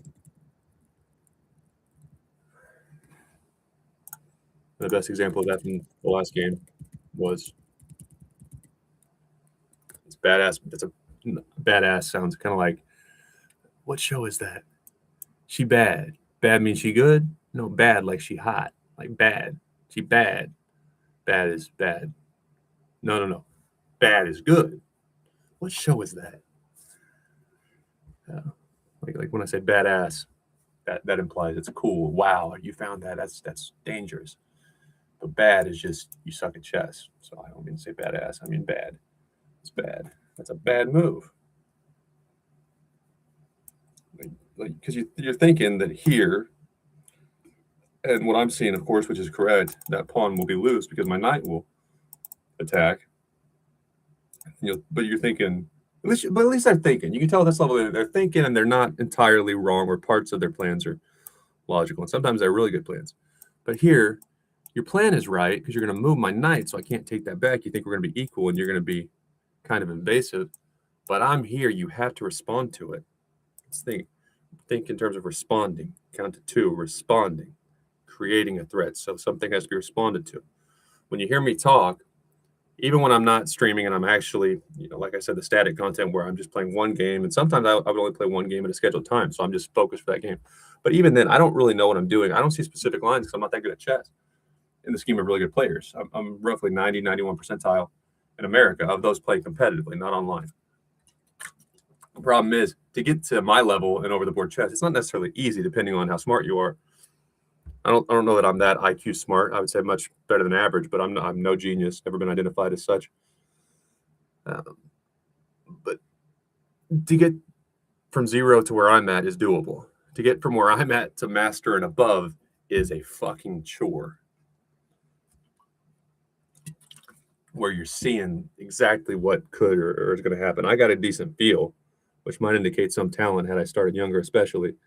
It's hard to know because anything I did that was weird or super intellectual, I did not discuss because I was a jock. I was a jock. So secretly, I was jealous of the band kids and stuff because I played some piano. I don't think any of my high school kids or high school friends know that I played piano, and I wasn't any good then, but I did play piano as a kid, and my mom had a piano in her house. I touched every now and then, but I didn't get good till after because I stopped playing sports.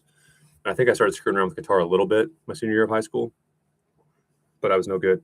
So I never would have even told people, but I was looking at the band kids. I'm like, that looks fun. You guys would be my friends. So do I have any talent in chess? No, it's hard to say, but I did memorize cards and I did a few other pretty weird things in my younger years that someone who's a chess coach might say, okay, he might, had he channeled that toward chess, that's different type of ability. But I speak in terms of responding threats, feel. There's something that could happen there. That doesn't look good. And when you look at, and when you play it out, it's of course not good. But you got to get to where you think that way. And if you get, and that can get you to a good level where I hope, I mean, America, if there's one thing that I will say about even the most arrogant, mean American, and I love America, America's great, but there are good and bad apples everywhere. And even Americans who maybe are lazy or entitled don't like getting our asses kicked. And once India starts beating our asses in chess and other intellectual pursuits, and they deserve it. I've heard good things about their education system. I have nothing against people from India. Ooh, that'll wake up some people with money. There's already kind of a war with H-1B visas and big tech because corporations, that's the only people who aren't patriotic. Not because they're bad and not because they don't do good for America. They protect their company, and any good that gets done for America is an accident and a result of them doing what's best for their company. They do not care about America when they're at work. But if customers start to really care, that money and that a lot of talented people in corporate, that starts going to America. I'm telling you, you can get this lack of interest in chess fixed. But to get to 1,600 or so, like I am over the board, you got to get that feel. And once you get there, if there is some money or if there is some growth in intellectual pursuits, some interest as America starts investing in our education system more, hopefully, in teachers, you can get an investment, you can get help, you can get coaches to take a chance on you. There are scholarships like Carissa you've got that become more prevalent by just doing what I'm doing. And you can learn to see specific lines in great detail later. But you got to prove that you're decent or have potential first, or no one will believe in you. And so when you listen to me talk, it's feel. There's a threat. It's 1-2. How many moves? And a lot of times, if you get the first two correct, the third, fourth moves, or at least reasonable third and fourth moves, you start to say, okay, I see that. First two moves, especially when there's a lot of options, maybe not that hard, but kind of like in the end game. Some people say, depending on the end game position, which is absolutely true, you can calculate a lot further. And once you get those first two moves right in the open and middle game, sometimes the third and fourth become more like the end game argument. I can see deeper. It becomes more clear. But the first two have to be right. So I know that's wrong. The enemy didn't, because from the enemy's perspective, one, okay, what happens? What was going to happen, which is why that move was made. That's how I know you're on the same thought process as me. This is your strategy because you understood my strategy, which is I want that pawn. I was calling this out during the game. This pawn supports that pawn. Now this pawn is not needed to support this pawn, which is why I'm thinking you might want to push. Otherwise, what's the point of that pawn move? You're just weakening a lot of shit on this diagonal. Okay? And I called that out. The computer says it's best. To me, it's obvious. And when you're making an obvious move, sometimes it's not that great in shorter games. But maybe I made it in part because I know exactly what you want to do. You want to keep that pawn supported. Okay? Here. I don't know if the enemy's looking at this or not, but that's one I take, which we were both seeing this. One full move is done. Two, I wasn't looking at that necessarily because it's pretty stupid. 1.5. You stop counting at 1.5. But had the opponent counted to 2 and not stopped at 1.5, there's 2. Now look how much more clear it is. If you're not that advanced or you're not visualizing well yet, don't calculate. Look how different this is from Black's perspective and how much easier it is. Like I said, if you get those first 2 moves correct and you get consistent at counting 1, 2, 1, 2, 1, 2, 1, 2, 1, 2, how much clearer this is versus that. If you can just see that extra half move, it's a different fucking world. Because now, 1-2, all that that I'm talking about, it's out the window. It's very clear your queen is threatened. So the plans get more clarity after that first 1-2. Often, your queen has to move. You got to do something. Well, now we're eliminating options, aren't we? We know the queen has to move. We're eliminating all the other pieces. So the queen either has to move or the threat has to be removed. You have two fucking choices. Whereas at the start of the sequence, there were a lot of things that could be done. You have tons of choices. Chess is a game of infinite choices. But count to 2, and now, oh, I don't have choices. So let's not be wrong. Let's not be wrong, and sometimes both moves are fine. So there's your 3. And now, oh shit, well, there's the 3. Yeah. A piece of great value is getting threatened, the rook. So I can't let that happen. And those last 1.5, 1, 2, 3, or 1.5, 2, 2.5, 3. Those last 1.5 were so much easier to find than the first 1.5. A million times easier to find. But the opponent stopped counting, and at this level, and just the way you played, I can tell you're decent enough to find that. You just stop thinking. An argument against just talent. That's not talent. That's just, it doesn't matter how talented you are, how gifted you are. You stop counting at 1.5 because I'm not going to sell courts. I don't care that much. Unless it's to my chess army. And I wouldn't sell to them. I'm just going to build fucking prodigies. It's just laziness. It's just not having a game plan on how to think for the game. You counted, and I guarantee the opponent doesn't know that he or she just counted to 1.5 steps. But I do. 1 or half, 1, 1.5. You stopped. Otherwise, 2 would have given you all the clarity. If you would have been able to visualize that on a board, virtual board or otherwise, then you would now be able to easily see 2.5, 3. Now what happens? Now it's super clear because there's a threat. Have to respond to the threat, and you can't threaten anything on mine. My pieces are very, very safe. With a lot of potential to get active. So count to 2. And if we count to 2, and we don't even try to count to 3 or anything higher, always, in every phase of the game, I would say, unless you have a coach to make exceptions to your training plan, if you don't have that or you're not interested, you just want to get good to play with your kid or beat your friends every time, count to 2 always. And eventually, it will be impossible for you not to see a lot of those things. They're not necessarily forced. I wouldn't call them forced, but they are obvious after 2. But you cannot stop counting before 2. Let's get to 2100.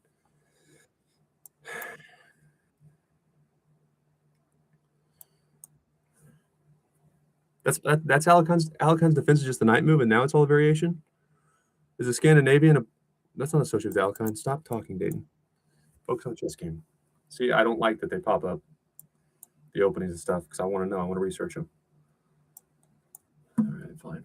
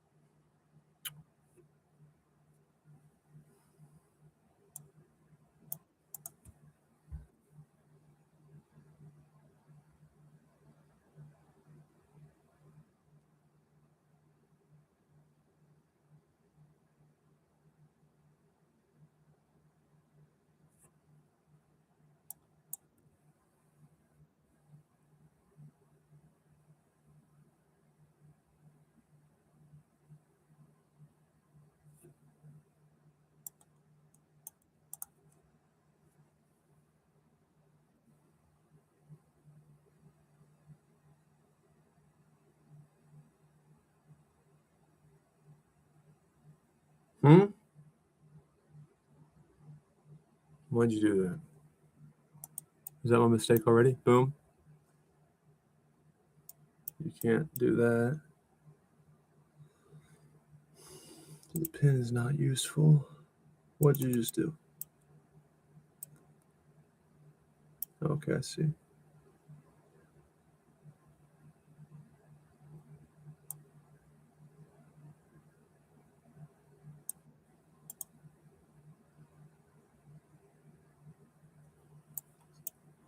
Consider that too, but I'm pretty sure I'm good. should go. You don't want to go. What are you doing, dude? Because now I can take that because I'm supported, and your bishop can't read. People suck so fucking bad. Stop cussing, Dayton.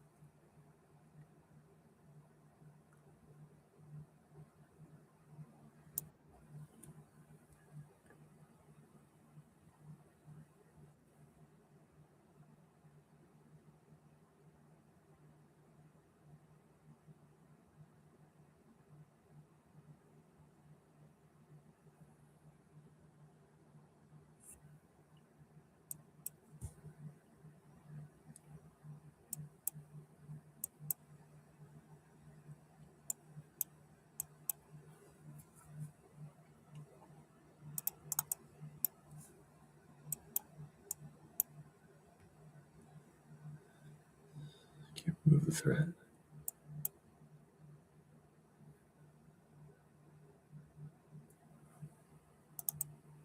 Can't remove the threat.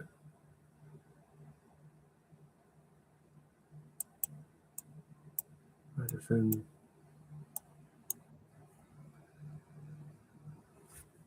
Kiss my ass.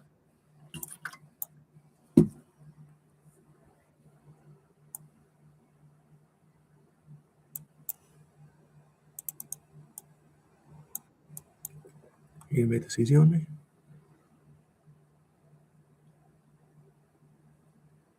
Maybe. And my 2100 game will be a massacre.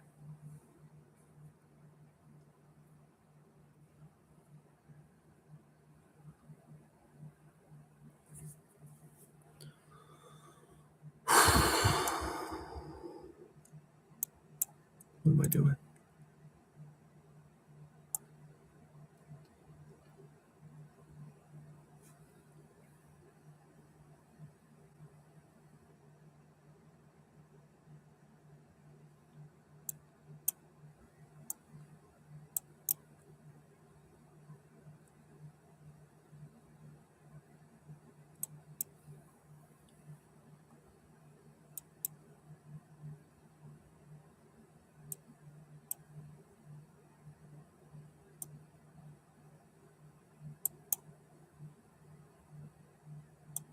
You don't have light bishop to make this annoying.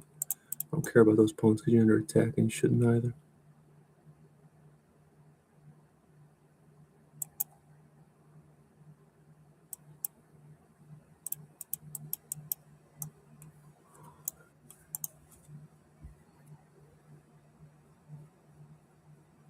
And that's gonna come. Most likely. I could have also played that, which is not encouraging. I didn't even look at that.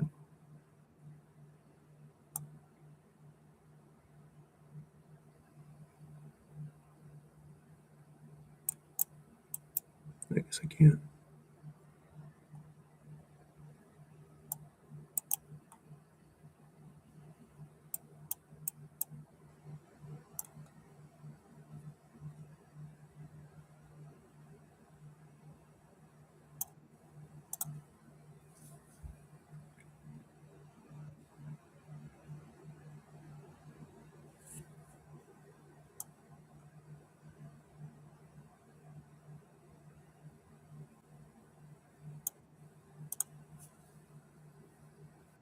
Go ahead.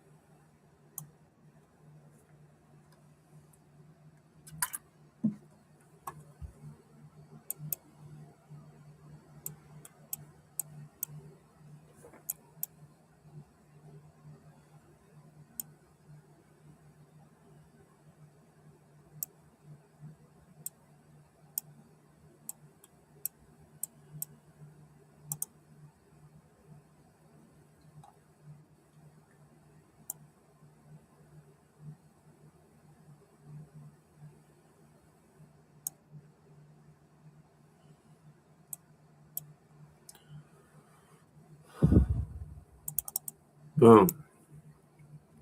Forced. Double check. Forced, else mate.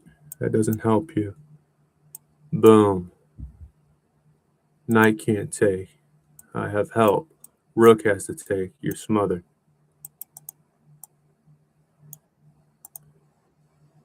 Double check. King has to move. Moves there. You're mated, as I said.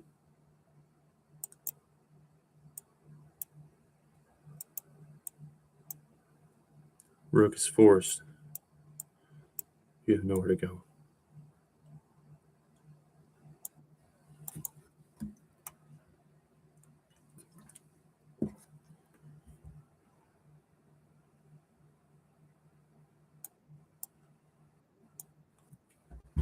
Give me that award.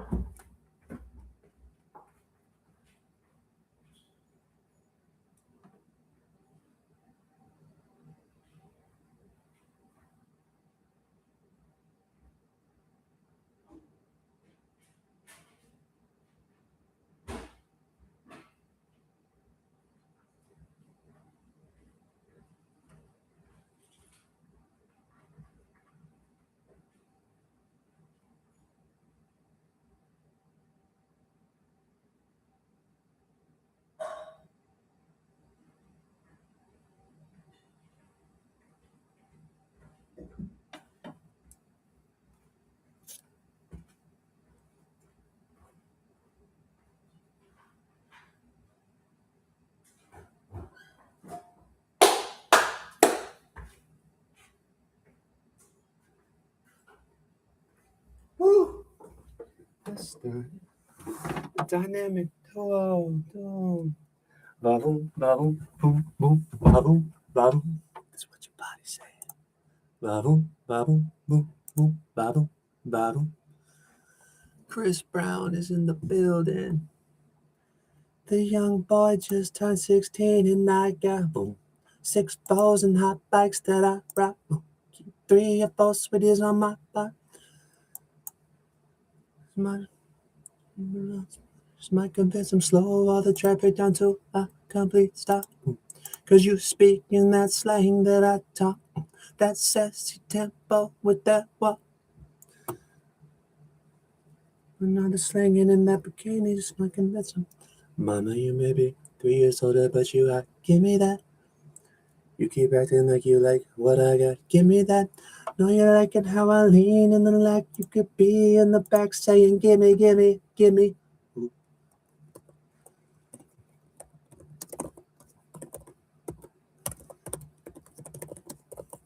What an interesting time to be alive. Every song ever written, there's tabs. If you're willing to pay a little bit, you can find the sheet music.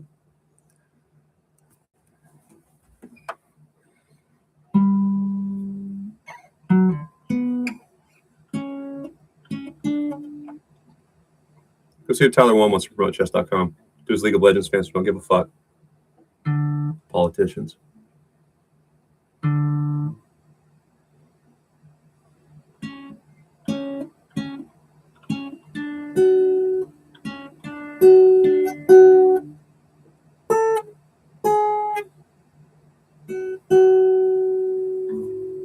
I can't hear it yet.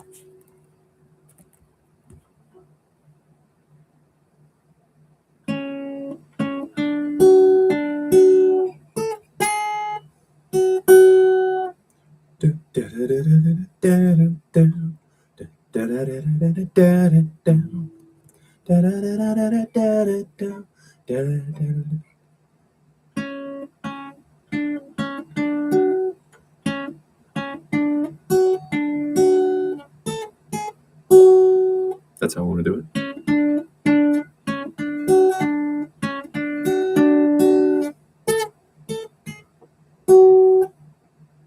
So leave that there. See, I don't know how to play. I don't know how to do anything. I just Google stuff until I figure it out.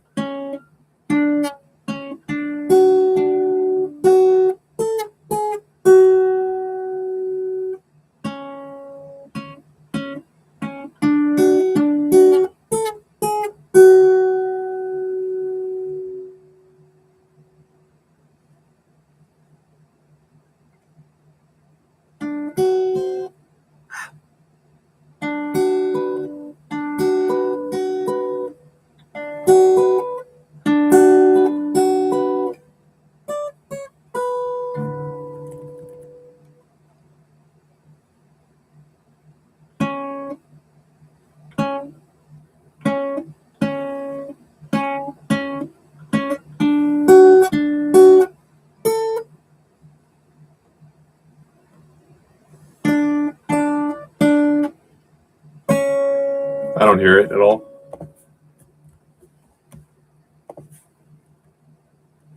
But it looks like that's consistent. So I guess it's right. I'm just not hearing it for some reason. I don't want to make excuses, but I can blame a lot of things on sitting inside a phone booth alone for the last 5 years playing chess. Mess with your mind a little bit. Though 2100, take that. I might just stop. I can definitely get to 2200 as well. Wow, he's suddenly going up so much. That's suspicious. I took a long break from rapid, mainly to focus on blitz and not waste so much of my life. Okay, so there are no obvious chords on it, I guess.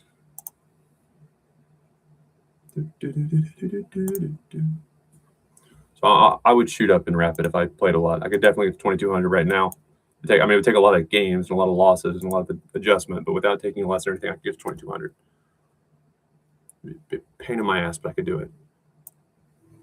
Just find the lyrics and sing that song because it's so fitting.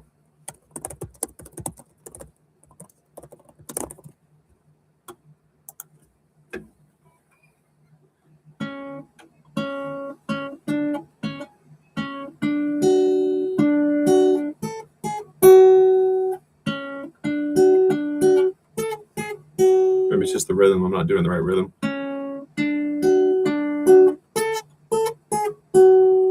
There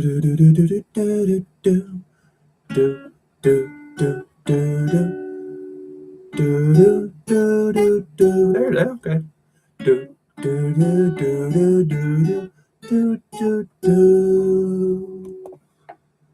Chris Brown is in the building.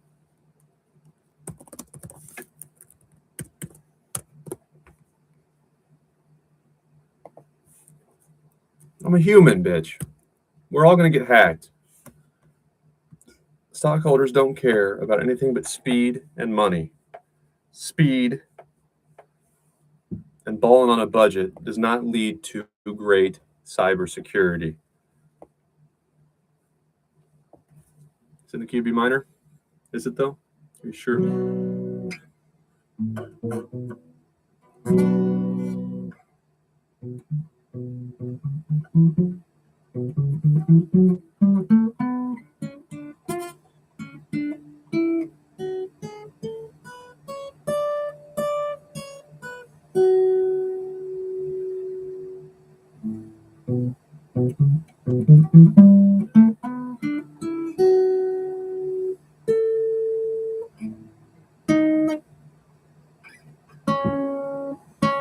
So where's my B minor in that mess?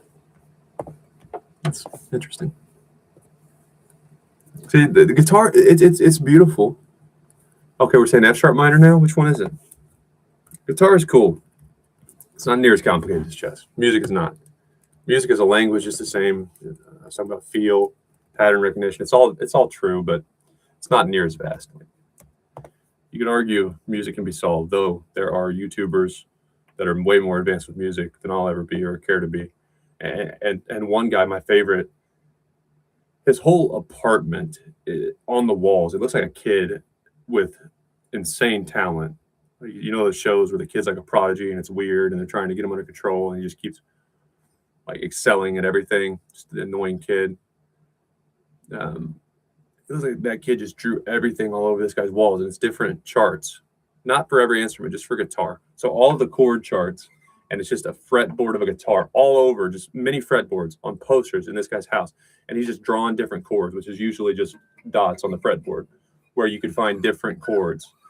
And most everything you need to know to be decent on guitar is major, minor. But of course, there's no such thing as a diminished scale necessarily.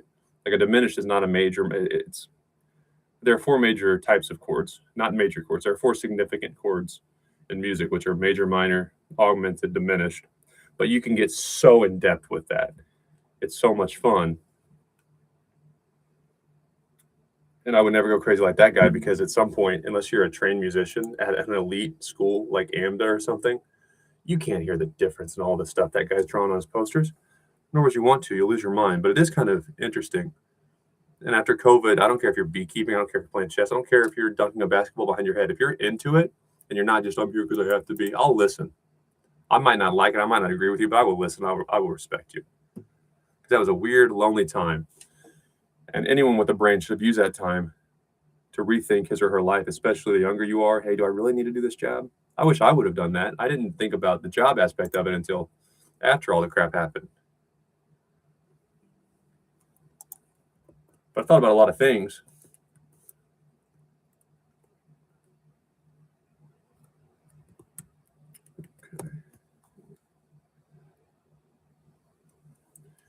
What I was sure of is there's nothing wrong with making money or even doing a job you hate if you have 2 kids. If you messed up, you married the wrong guy or girl, you got to take care of your family. There's admirable. It's definitely admirable. But if you're just doing things you hate because you think you're supposed to, don't want to upset your family, and there's no good reason aside from I don't want to do something different, COVID lockdown should have been a great time to reflect and change course. And I don't have a great relationship with everyone I care about right now, in part because I went to college. Dayton, you were doing well. Yeah, but it's a very lonely feeling, and some people listen, some don't. I was talking to my granny about it, and without complaining, I said, "Granny, a lot of my generation feels abandoned. My grandpa was a truck driver.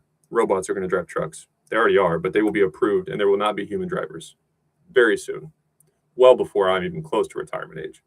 And I'm 30 years old.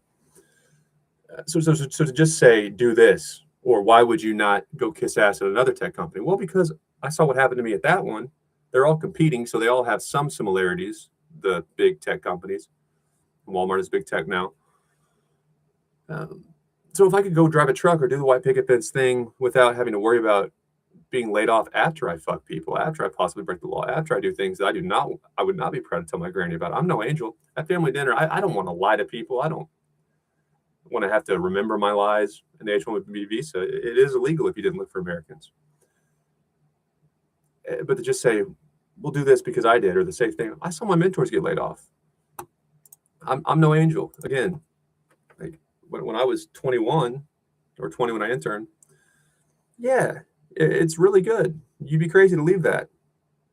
But when you see people get laid off and you see 50-year-olds who've done nothing wrong, never committed a crime, a lot of them worked at a company before to get that opportunity because they're making really good money at a place like Walmart that's huge and very profitable and established. And to see them get told by it, and I'm not saying bad things about the company in this instance. The H-1B visa is the only really bad thing. I think most of Walmart's probably good. That's why they should just transfer into operations or something.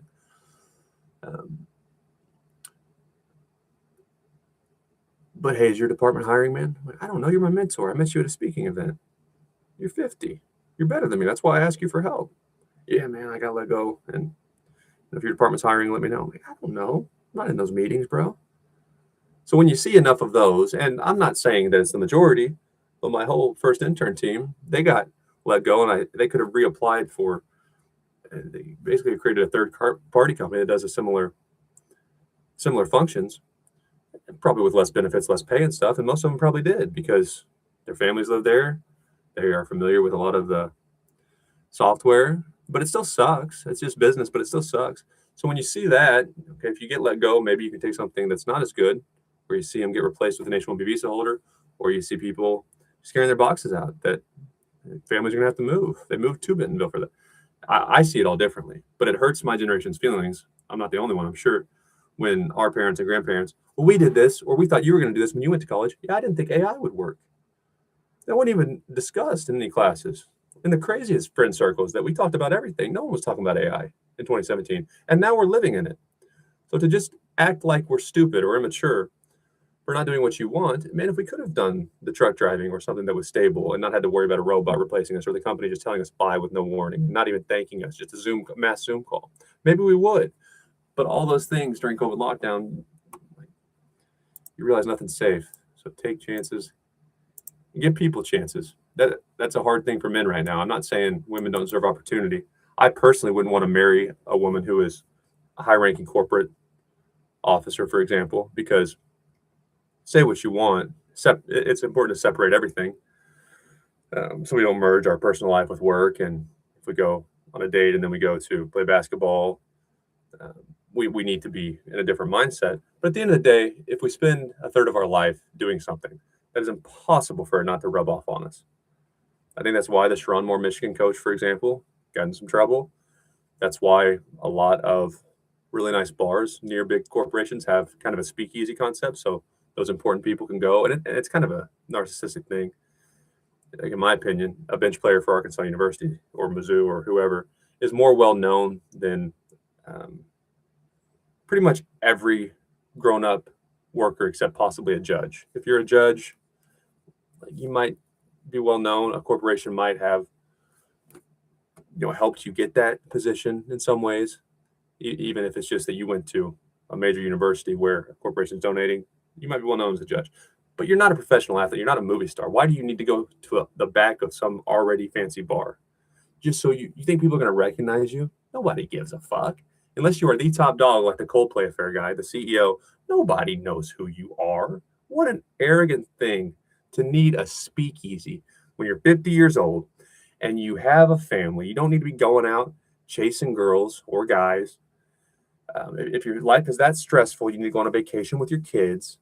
You take your wife on a nice date. You don't need a speakeasy. And that type of treatment is what leads to the Coldplay affair, by the way. The whatever that guy's name was.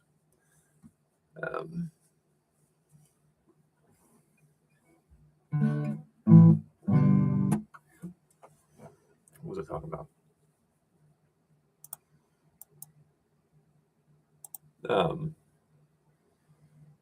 Oh yeah, giving people chances. But I wouldn't personally. I would have to know a lot, and I would date her a lot longer before I married her if she was a big corporate woman. Because when it's time to be soft and be more motherly and stuff, I'm telling you, when you got to stomp on throats, and I would invest. I would vote for a female president. I would invest in a company that's ran by a woman. I just wouldn't want to marry her. You got to stomp on throats. You better. I'm a stockholder, ma'am. But over the long haul, you cannot completely separate that.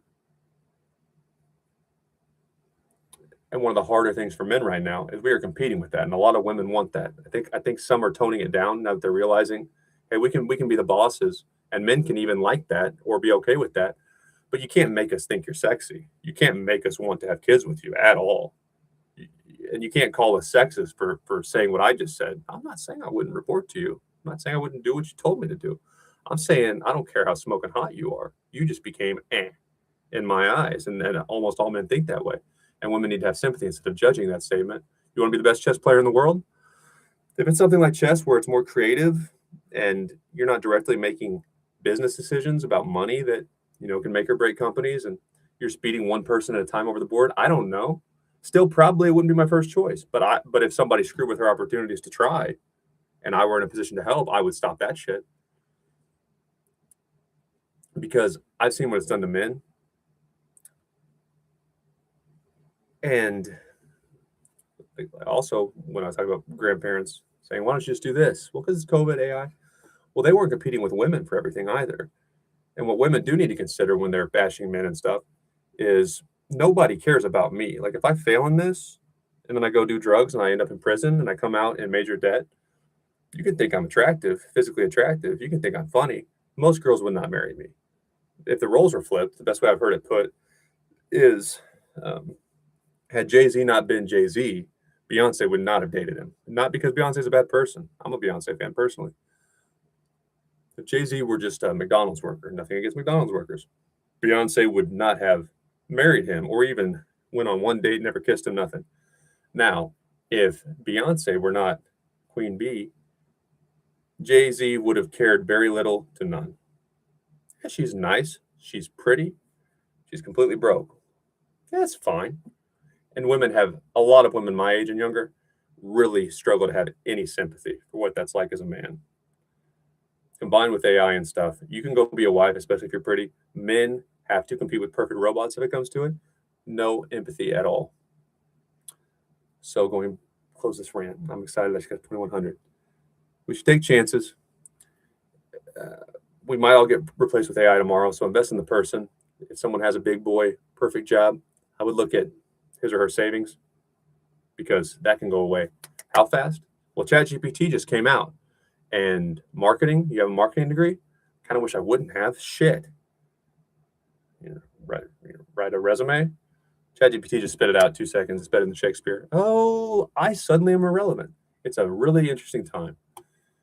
And it's not the normal stresses of history, war, meanness. We got to fix that. I lost my job, but I can try elsewhere. No, all the software companies, they're going to use the same stuff. So if one innovation happens, you could wipe out everybody with that skill set. And that is a different type of uncertainty and stress that I do feel like a lot of people who could help just say be tough.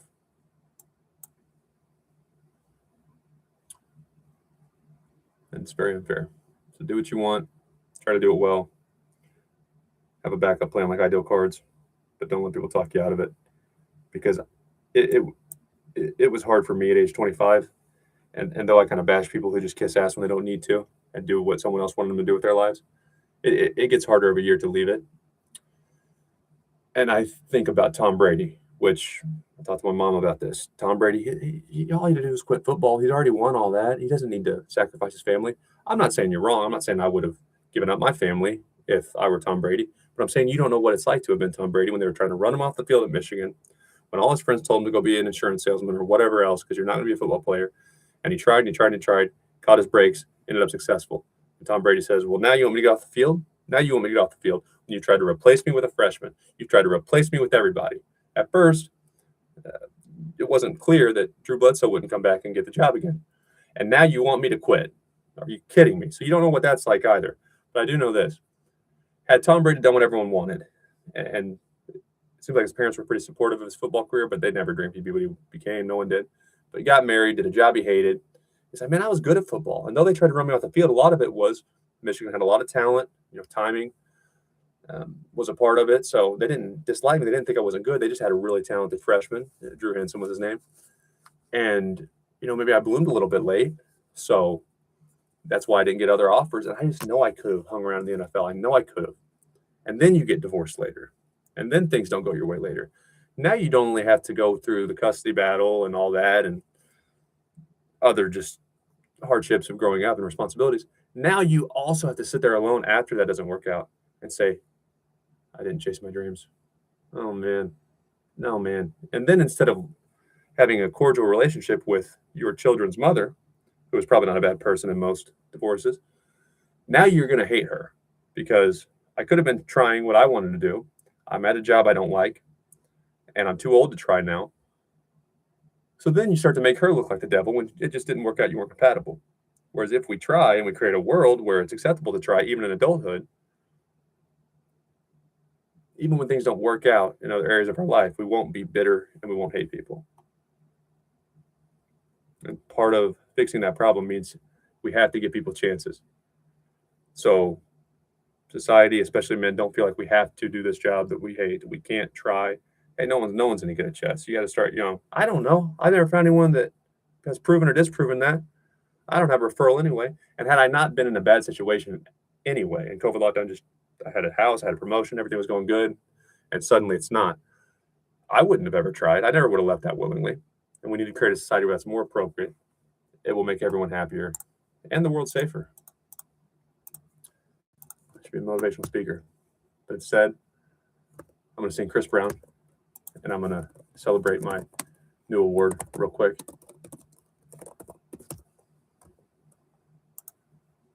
Review my chess battle. They got me over 2100. Be done.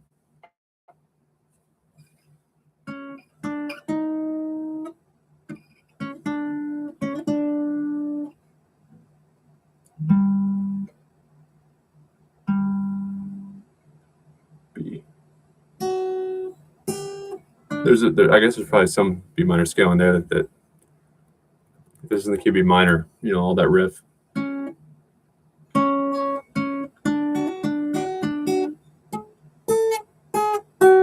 That's all over some scale. But I don't know a lot of scales unless it's the root or the fifth string. Or unless the root is on the E or the A. But there's all kinds of stuff. And you see guitarists, how do they know to go there? Well, because in their mind, John Mayer does a great job breaking his songs down. He's a scientist, man. John Mayer is good with theory. He's elite with theory, but he also explains it very well. So when you see him, how does he know to go to that? Because in his mind, he's in some song key at a high level. This is what he's thinking. And he knows every freaking scale, like that guy that wrote scales on posters all over the place. He knows everywhere, every E. Okay, of course, that's B minor. There's a B minor scale there. It's B minor, so there's a B minor scale here. But he knows his minor is pentatonic, which is just what it sounds like. It's a pentatonic, so it's taking parts of that minor out. But it's still a minor, and he knows where to go. And if you do that, you can not only create a lot more cool stuff, but you'll know where to go when you solo. You'll understand, like Chris Brown, why it works where it's at.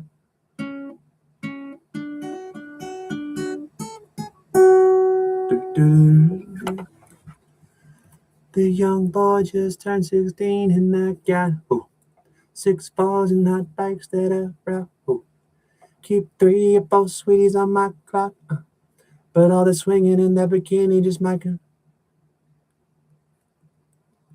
thought it was might convince him. Makes more sense. To not cheat on the hose when she's in a bikini because you don't love her for her mind or her personality. Anyway. But all that swinging in that bikini just might convince him. Slow all the traffic down to a complete stop. Cause you speak in that slang that I talk. That sassy tempo with that walk. Maybe the reason that all these teenies may never see me. Mama, you may be 3 years older, but you hot. Give me that. You be talking. Give me that. I know you like it how I lean in the lag. You could be in the back saying, gimme, gimme, gimme.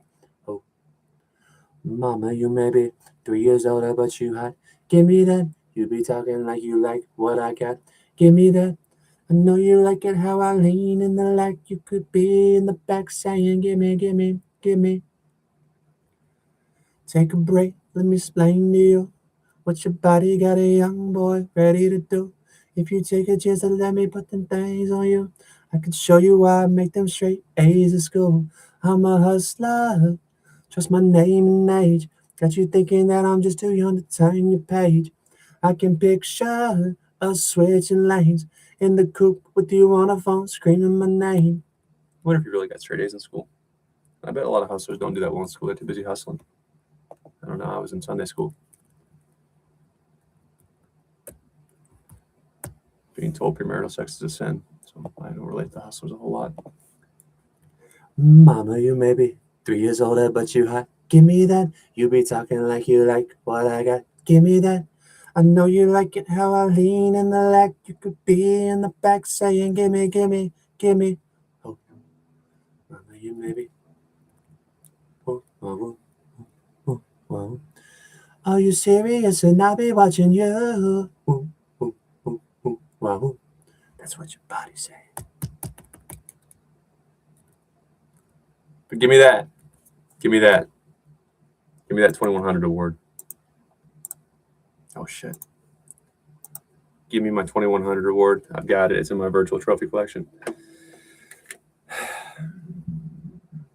need to rest, take a break, go on a vacation, possibly go to rehab. I've always been pretty creative, pretty different, but I didn't jump around this much. I think it's because of isolation, learning chess. But that's what you got to do. Sacrifices must be made. The remaining years of the male brain being flexible, where it's not fully formed, I've seen anywhere between 25 and 30. So between 25 and 30, the male brain is completely formed. Not set in its ways, but not changing anymore. And I use that time to beat chess puzzles to death, play a lot at the club. I think I've played, well over 40 games over the board per year. Well over. Maybe even 40 events. Well, during the time Mike was there, so probably 2023, part of 2024, they did ladder weekends, which was 9 games in a weekend. And if I did that, I did at least 2 per year. So that's 18 games. I had to have played, I would think, close to 100 games. Never doing that, maybe not. But I also played some just hanging out at the club.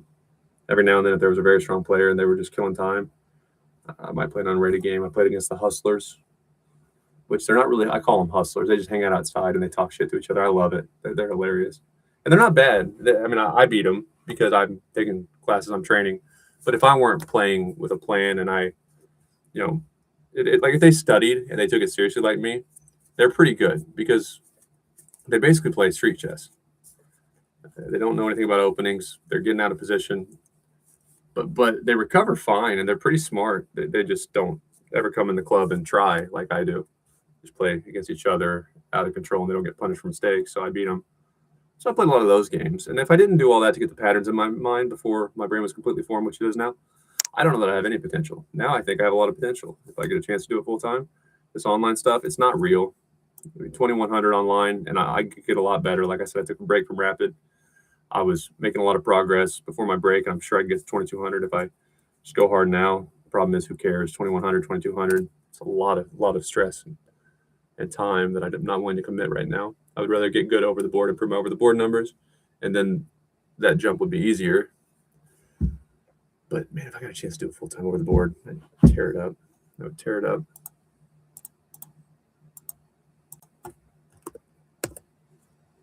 So I've already done all my stupid stuff. All my mistakes online in terms of training and downward spiraling, playing too much. What did I just do? What I do wrong there? Okay, you want me to play there because of the pin. You can't. Yeah, I'm making a lot of mistakes in these games too. Okay, so if I'm here, yeah, you just gotta go back. Then you're gonna play f4. Bishop takes on c5. So I'm seeing the moves right, and I'm seeing why I can't make certain moves as I'm calling out during the games. A little bit lazy. These are moves that longer over the board games I would at least think about, or maybe not even do. But the reason for that rook move is if I'm here, that pawn is vulnerable because I'll have 1, 2. So you're seeing me taking this pawn, which that's why the rebel wants you to just take. It's not very strong, but you're seeing if takes, which I am too. If here, then I can go there. But that's fine because if I take with my bishop, you'll just pin my queen. So that wouldn't be any good for me. And eventually you'll have enough attackers to win things. So I couldn't do that. There, I don't necessarily know why it's a problem. But that's clearly bad. You just handed me the game. You're reading all these issues. And then, like, if you do that, yeah, you're not going to develop super comfortably, but at least I have to play. I don't have a huge advantage. Just make my life super easy.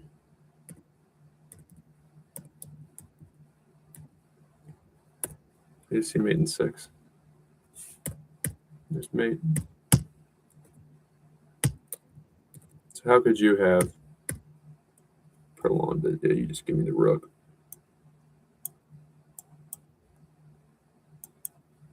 And then I'll smother you the same. All right. Lovely. So I'm 2100. It's exciting. At the same level or not, far from it, compared to a lot of the non-professional chess streamers. That's awesome.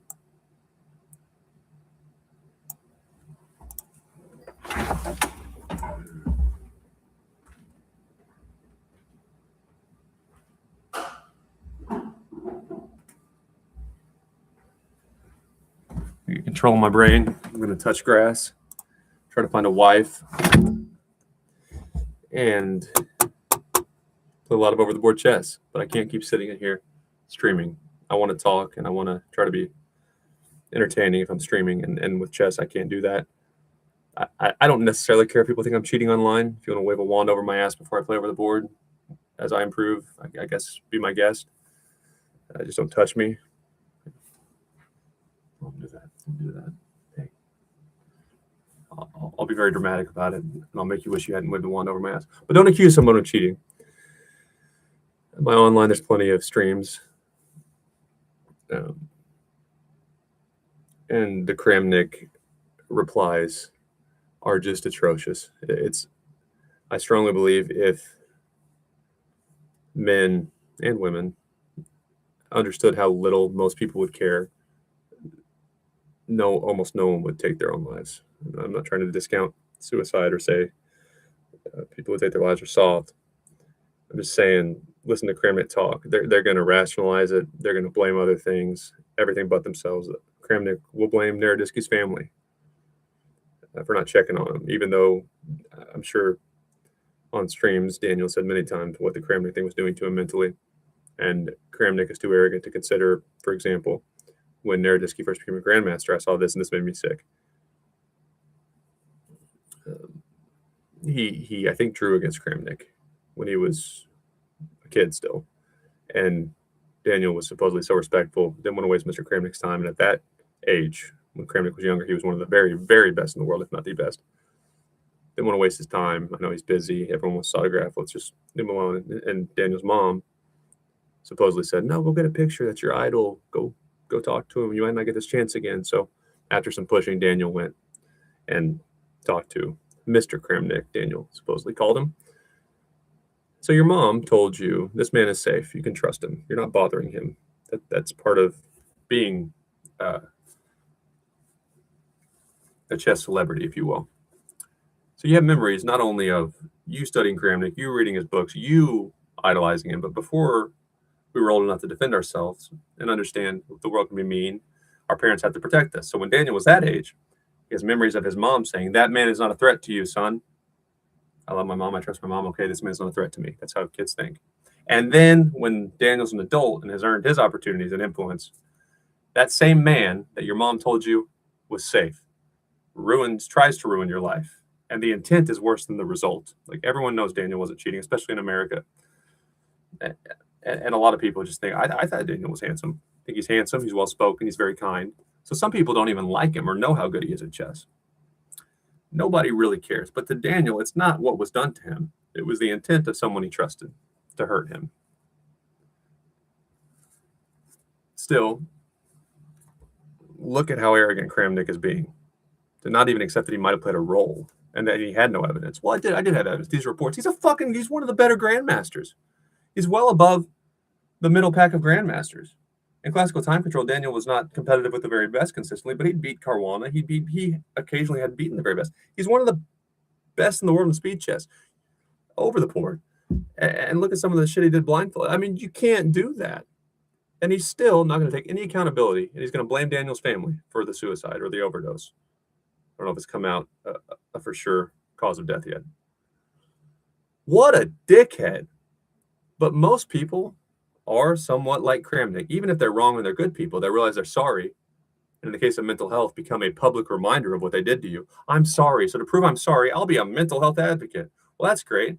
You ruined my life. You cheated on me. You did something to me that hurt me. And now I get to look at you. Be a good person after I'm screwed. And that's the best you can hope for. And the worst is, again, Kramnik. So we should not take our lives. I don't care if someone says I cheated, but I would just punch him. I would have just punched him. I just found him and I would have punched him. Or he's older now, but if you're older and you're accusing people without evidence, I think you deserve the shit beat out of you. There's my membership. It's not worth this. And chess needs to fix that before they worry about people like me or the call it out stuff. You need to fix that if you want your game to grow, because that's a problem. Like, I might be annoying and you might need to tell me not to say something, but I would never do something like that. My whole problem with church, I'm a big reason I don't go anymore.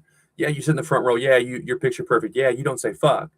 But many won't help someone and might even kick him when he's down. That's part of why I am the way I am. And it's a shame, because online chess should be fun. And there are ways I think you can ease suspicions if there are cheating accusations done in a mature manner, presented in a mature manner. But if that's the world we live in and how online chess is, where I get Kramnik's argument in the Naroditsky case, why he didn't go to FIDE, because it's not their thing. They're not online chess, and I'm fine with that argument. And chess.com didn't do anything. Yeah, chess.com didn't do anything because they're getting so much slack over the Neiman thing, and I actually respect them for that. Not the Neiman thing, but telling Kramnik, hey, like, I don't care about your list. They have a team, and chess.com is not a startup anymore. We have people that handle this, and there's no evidence, especially with someone as strong as Daniel Naroditsky. But if you're going to do that to Naroditsky and you're going to let him just go on, and after the death, after a mom is going to her son's fucking funeral, you're still going to keep at it. And you're still going to blame the family when they've got enough to worry about. You asshole. And then you wonder why chess won't grow. Back to the marketing point. You market it like shit. There are a few like electronic billboard type things at the airport. But nobody knows that St. Louis has chess, let alone the best chess. You market it so terribly. It's incredible. It's incredible. And you need to make an example in situations like Kramnik too, or no one will ever make a living because no one will ever come by. And people like me who spend a lot of time, I might just say, hey, it was a COVID project. I like it. I'll still watch it. And I'll come when I can, but I like dealing cards. No one helped me. No one was mean to me necessarily, but nobody helped me. They were kissing Tyler One's ass for being a shitty chess player. I just got 2,100. He was a genius at 1,200. He has esports connections. And I'm good. I'm good. The called out stuff, I don't need to worry about that. I've done nothing wrong. I've never assaulted any women. I've never, if a woman that I was trying to date clearly said she wasn't interested, I've never done anything that could be deemed inappropriate. So I don't have to, that doesn't need to be a concern at all. And it is now because women just go to social media these days and there's many call it out pages in chess. One of the call it out pages, when Trump got elected, how can Kamala not get elected? Man, shut up. America voted. How can you not consider, well, America just voted for Trump. And it's not because everyone, especially like really nice people that are about kindness like my mom, it's not because they love what he said on reality TV or they like the grabber and the pussy stuff. It's because Kamala was an idiot who refused to go on the Joe Rogan podcast. You can't get elected not going on the Joe Rogan podcast. She can't speak. She can't improvise. Trump went on everything. And like Trump or dislike him, he cares about America. On 9/11, you can see him doing what he could and just really, really loves his country. And if shit hits the fan like it did in 2020, you don't want someone who refuses to go on the Joe Rogan podcast because she can't answer questions or compete unless it's handed to her on a platter. Nothing against women, but I saw a called out page in chess where women were saying there's a qualified people. You just want women to win everything until girls hate you and your role models because no man thinks they're attractive, even if we do think they're attractive. And they realize as they get older, maybe I want to start a family. Maybe I don't have chess talent. Maybe I don't want to be a chess player. And that stuff is just obnoxious. You have so many problems that are keeping a beautiful sport, and more importantly, the people who have mastered it, from getting opportunities and the recognition they deserve. I'm going to stop ranting. If I've said anything in my streams that is too far, I'm kind of sort of sorry. Just know I was under a lot of stress. I was probably playing chess, which means I was further just in a really focused mindset. And I'm going to focus mostly on over the board now until I get strong enough to where I think I can quickly make progress. My blitz chess, I'll get to 2,200, and then my online goals are complete. I might never play online again. Unless there's a sincere apology to Neiman from two parties, which is Carlson, most importantly. And it's not that you like him or that you agree with him or you think that he's correct in how he promotes himself and how he promotes chess. It's not about that. It's that, did he cheat? Was there any evidence he cheated at the 2022 Sinkville Cup round 3? If no, then you apologize to Neiman. And two parties, genuine apologies. I don't have any interest in playing online chess. I'll play over the board. And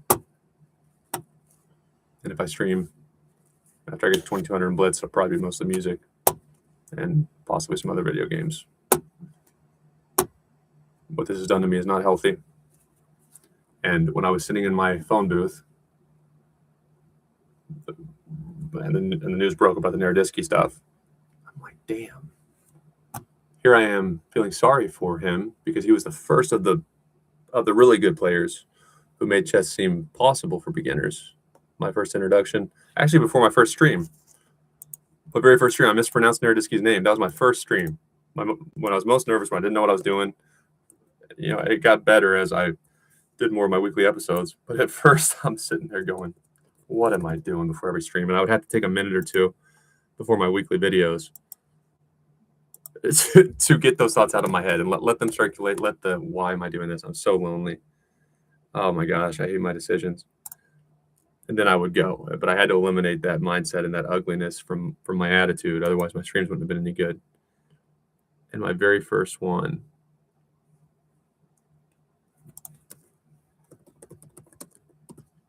I did a Mike Stud guitar cover.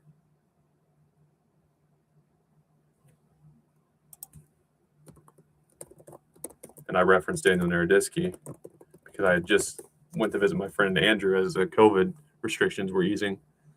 And Andrew was he flattered me. He got into chess a little bit. I think he was like 600 on chess.com maybe. And he showed me, hey, have you seen Daniel Naroditsky? He's pretty cool. We watched Daniel Naroditsky for a couple hours. We played over the board a little bit. I don't know if we're playing daily games or what, but we did some online play, and I was no good. I was probably 700 at that time. I'm like, Daniel Naroditsky is good. I watched some more of them, and I referenced them in my first stream. I spent several hours last week at a friend's house. My friend's name is Andrew. And I did this for two reasons. One, Andrew is just a great guy. He and I have gotten along well ever since we met my junior year of college. The second reason for my visit to Andrew's, there's this gaping hole in my heart. It's a void which can be only filled through live in-person chess. And after Andrew and I were done playing a few games, we turned on YouTube videos to watch Daniel Naroditsky. I said Daniel Naroditsky. And I certainly apologize if I mispronounce any grandmasters' names throughout the course of this podcast. It is unprofessional, inexcusable, and I deserve hate comments. Just make sure in those hate comments you also include your contact information so you and I can get together and schedule a game. Anyway, Daniel was playing back-to-back 3-minute rapids on chess.com. I didn't even know what a blitz game was. While also explaining I just thought it was a shorter rapid game. His thought process behind each move. And I'm not going to be the one to call him on his BS because it sounded like he knew what he was talking about.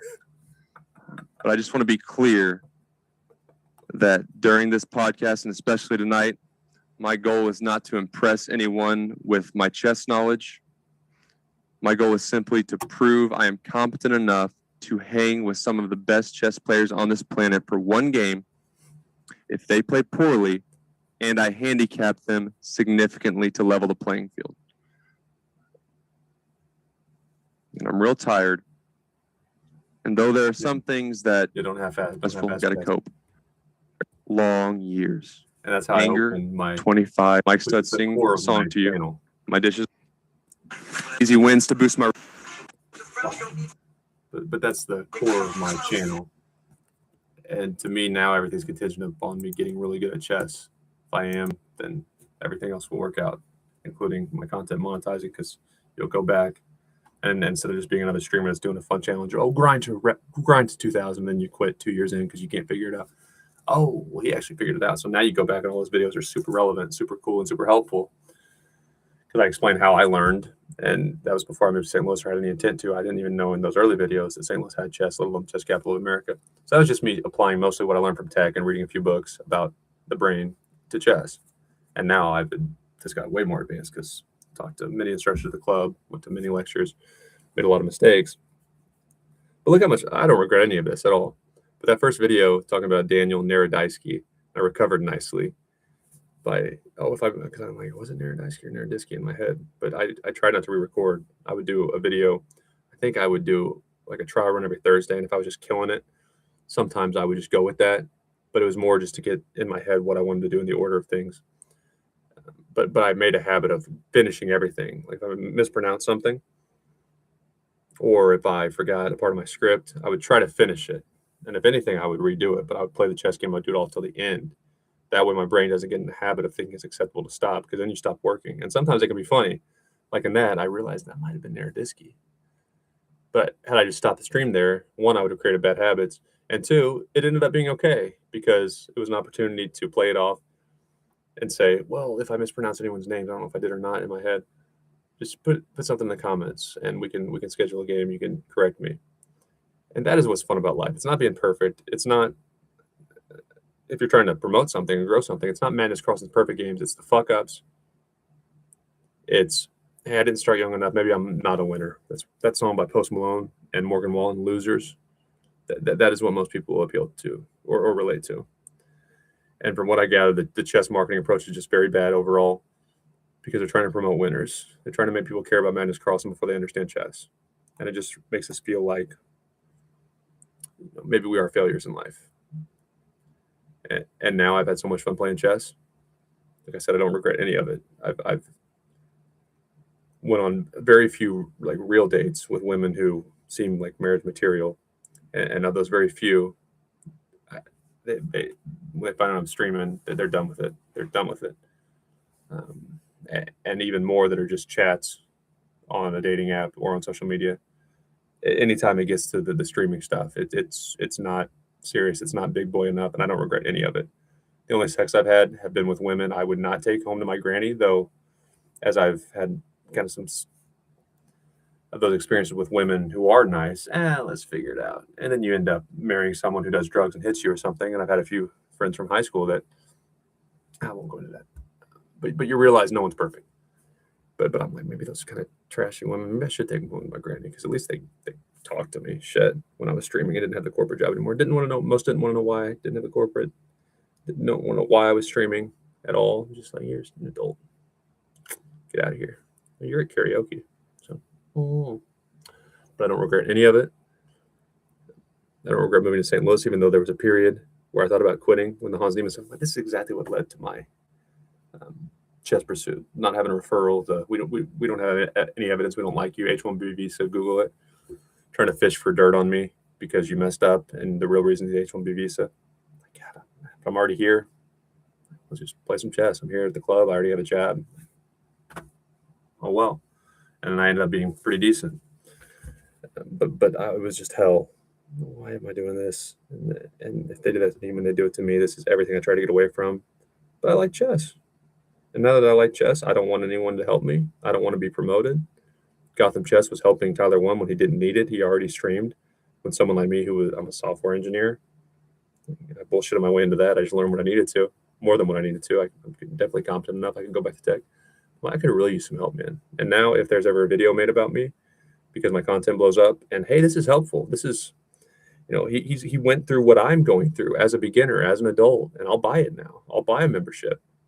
I'll follow top chess creators because he's me. His parents didn't hand him a chessboard like Anna Cramley's. No offense to Anna. That's cool. I would kindly ask Levy to take the video down about me. Any streamers who discuss me, I would kindly ask them to let me do it myself because nobody helped me.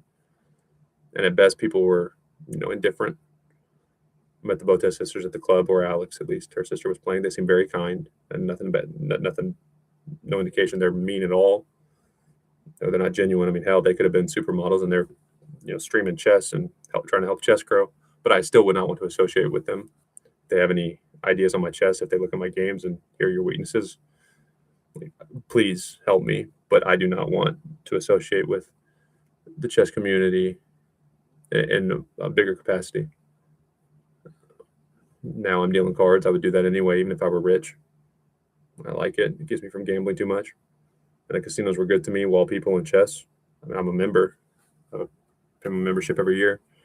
So they've helped me, and the Grandmaster in Residence have been great. But as far as chess as a whole, Rex Sinkfeld is the reason St. Louis has chess, and it seems like he's getting really old. He was about my level. He's a pretty decent chess player. I'm sure he didn't play that much because he was a businessman. But when he was younger, he was decent. He seems to really care about chess, or he wouldn't have spent his last remaining good years on it. And when the founder dies, you got to wait and see how it all shakes out. That's why I wouldn't mind moving to Charlotte. Seems younger, seems more inclusive of people like me, a lot more unique players, meaning it's not just the same people at every event.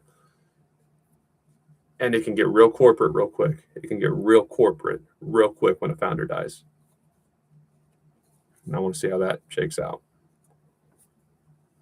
Corporate does a lot of good things. There's a lot of advantages of being on the same page and structured, but not for chess. Chess, like I just said, you can see my face light up. I had fun. Those memories of in the Narodaisky, like going to my friend's house when I wasn't really, I've never been suicidal except for when my TikTok was banned, because that's just taking away my voice. And if the future turns into that, so many thoughts come up. Similar to me saying, Kramnik, it's not about what it did to Daniel's reputation. He didn't actually believe those things. He wasn't losing followers. No one believed Narodaisky was bad. It was that a man who he trusted and who he respected had intent to hurt him. And that's why I was only suicidal at one point in my life, which was my TikTok ban. I shouldn't say this, but the overdose reminded me of my friend's suicide, so I tried to be vulnerable. I spent a few days in the psych ward. I made comments to my mom about not wanting to be alive, which happens every holiday season, or at least the 2 I worked at the casino. It was weird. I felt like a failure because I couldn't go home for the holidays. When you're corporate, and that's all I knew as a kid, you get off early, and then during the holidays, you will be off. You will be off to spend time with your family at Christmas, Thanksgiving, whatever you want. And it happened in 2022 during the holiday season. Man, it's not easy anymore. I feel like I've let down my family. I feel like, everyone else is doing it, but I'm not used to this. If I would have just been a good little bitch in corporate, I would have had these days off. I wouldn't be working at nights. In extreme cases, somebody hitting the table, brushing my fingers. I'm like, damn. And I just get really sad. And that happened this year as well when I returned to dealing. And after a 4-day stretch, I'm part-time, but during the holidays, you pick up hours because it's busy. I got done with my 4-day stretch for Thanksgiving. And I miss my family, miss being home. The chess stuff has worked out, but not worked out in the way I wanted it to when I started streaming in 2021. And I made comments to my mom, like, hey, I'm just done. And my TikTok had recently got banned for just stupid stuff. No warning, no time to download my content, just delete me. And I made comments to my mom. I turned my phone off. I was actually playing chess in my car with my dog before I went to bed because we like to go to the gas station and get some Pepsi. And the cops came, and because of the comments I made to my mom, they labeled me suicidal, and there should be laws around it. I think I could sue the city, honestly. I'm not going to. But they were nice. Nothing against the cops. They were just doing their job. They put me in handcuffs. They patted me down to see if I had a weapon on me. I've never shot a gun in my life. I've never threatened to kill anyone. I made shady comments on social media that you could spin to be threatening, but no criminal record. Patted me down for a weapon without my consent. I had my dog with me. I have a waist leash so I can talk on the phone, so I can toss the football, whatever, when we're walking. If we go somewhere, I like to have the waist leash so I can eat my food and grab a drink instead of having to hold her. And they said, basically, we're taking your dog and you're going to the hospital. I said, you can't do that. And they got handcuffs out. And I was nothing but respectful because cops were just doing their job. I said, what are you doing? I said, we have to take you to the hospital because of statements you made to your mom. I said, did she show you the statements? And my mom wouldn't have had time to go to the police station. They were in St. Louis for her doctor's appointment. And they just said, we're taking you. Like, she didn't show you. And there weren't important people deciding if that's just me going through a hard time or if I'm actually dangerous or I'm actually suicidal. You cannot put me in handcuffs, but they were going to. And I said, you're going to let me walk my dog to the apartment. They were trying to take my dog off my waist. And they said, we're going to get her in your apartment. Where's your key? All that. I said, you're not taking my dog. She's from the shelter. And I'm like, I'll fight cops and lose. You're not taking my dog. I said, I will comply. I said, I will walk with you. I will walk with you to my apartment so I can not cry and make sure my dog is happy and not scared or worried about dad. You're not taking my dog. They took my dog, put me in handcuffs, took me to the hospital. I talked to one guy, and I think he's full of shit, but he was trying to calm me down. Now I was crying. You took my dog off me. My dog's scared now. Strangers just stole her when she's from the shelter. Some God knows what happened to her in the short time before I got her. And he said, I went through a hard time. We've all been there, man, especially as men, trying to act like he's like related to me. Probably since you didn't make the statements, if you want out, they'll just hold you for a couple hours and they'll let you go home. Like, fine. Well, no, because mental health is a business. So I had to talk to a doctor. She said, do you want voluntary or involuntary care? Are you fucking kidding me? I said, I want to leave. I've done nothing wrong. I'm not a criminal. She said, well, you're not in prison. I said, what is this? This is a room with no sharp objects. You won't let me leave. I said, what will happen if I try to leave, ma'am? You'll be restrained. I said, that sounds like prison. Sounds like prison. And she said, voluntary or involuntary care. Because now they're going to make money off me. I said, well, involuntary means I am trying to walk out like I just said. And you told me they'll restrain me. She said, yeah, if you do voluntary, it'll be shorter. If it's involuntary, they won't be so lenient with your release date. I said, release date? Why don't you just give me a number and a jumpsuit like I'm an actual convict? And she said, so would you like voluntary care? I said, I want to talk to a lawyer, but it sounds like that's not going to happen right now. So I said, I guess I'll do voluntary. Put me in an ambulance, which is another thousands of dollars. My insurance is going to cover most of it. Drove me 30 minutes out. There was a snowstorm that day. So the ambulance went super slow. And I'm sitting here thinking, God, I'm going to be with people who are majorly fucked up, probably on drugs. But the hospital, it looked like they had different, like sectioned off departments for their psych ward, probably one for addiction, one for people who are actually suicidal. I don't know. But when I walked out, I walked through the other one, and it looked like they were more, not to be mean, but normal, just probably going through an addiction or more substance-based problems. Whereas mine, it was people who genetically were talking to themselves. And my roommate, actually, I was there for 2 days, and I got let out because I don't need to be there. But he reminded me of Frank Ocean when he was fine. The dude was fucking amazing. I didn't know what he was going through. I didn't know what he did, so I didn't get his contact information or anything. But he sang like Frank Ocean, and he was a handsome young black man. Damn, dude, you could be a fucking star. He sang to himself at night. Like, wow, the talent in this world. If we just help people instead of putting them in handcuffs. But that was all because I made comments. And a lot of that was because of my TikTok ban. It's the only time I've been suicidal. And that is something women will never understand. Even if a woman makes the same comments, ain't nobody putting her in handcuffs. Ain't nobody. And that's PTSD type shit. I don't talk to my mom because of it. I'm like, hey, abortion, my body, my choice. My body, my choice. Maybe this is fucked up of me. My body, my choice, mom. Society, you cannot do that. Even if I were suicidal, you cannot do that. If I commit a crime and I hurt somebody, now that's different. I've done nothing wrong. And women will never understand what it's like to be a man. That's just one example. And so I do take mental health seriously, and the Narodisky stuff and allowing Kramnik to continue being a dumbass. I don't want to be a part of that world at all. After the fact, we need to be better. We need to be kinder. Andrea Botez even mentioned in one of her streams, the Neiman thing was not good. And it's a shame it takes your friend killing himself for you to realize what you did to someone else. And there are memes on Instagram pages. Alexandra even has a joke of beads in her Instagram. All right, well, that was your friend. So I don't want to be friends with any of you. The Narodisky thing was just a cap on it. I would like to associate with really good players and, if possible, promote them because they don't run their mouths. They're too busy getting good at chess. But as far as the streamers, as the fun chess group, as the people who promote chess, I want nothing to do with any of them, even the ones I like. I would take their autograph. If it's a title, like an elite player that chose to stream or got older, realized it wasn't going to make money, or that wasn't his or her passion, like Dina Belankaya, someone who's actually about it and actually could have been a grandmaster, I would consider talking to them. But aside from autographs from chess streamers and people who I think are funny and will still watch, won't say bad things about, nothing to do with any of you, period. Because when I needed help, they were kissing Tyler One's ass. They were making fun of Neiman, and Neiman was me before anyone would have known me, and that's what led me to chess. Google H1B. I want nothing to do with you, period. There are 2,000 to 2,100 rated athletes at the club who, now that they realize I'm serious and I'm not near them, but I'm where they would have to wake up and try if they're not a master. And they help me. They might be kinder to me now that I'm not just using chess as a joke. And you're better than these streamers.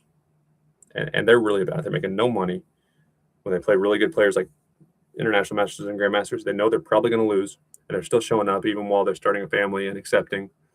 I'm getting too old. Chess isn't just something I can go do anymore. I have a wife or I have a job, and they're still showing up because they love it. And those would be my people if I had to choose people in chess. I want nothing to do with the streamers or the chess entertainment business at all. I will play guitar. I will play other games if I make it as a streamer. And I'll play chess because it makes me happy. I have too many good memories of learning chess to make it political and corporate. And my very first episode was talking about Daniel Narodisky, and he's dead now because of your stupid fucking politics. My friend killed himself. I don't exactly know why, but he was hurting, and he didn't feel comfortable telling people. I don't want to be around professionals or a business that allows that environment. I have my problems. They have their problems. Two wrongs don't make a right. I'll play chess because I enjoy it. I'm going to walk my dog and try to get healthy because when I was 5 years younger, I showed that first episode. My brain didn't rant like this. My brain didn't jump from place to place. I think a lot of that is just the loneliness and playing too much chess alone. So I want to get back to how I felt then when chess was fun. And I looked a lot better. I was a lot younger, and I felt a lot healthier.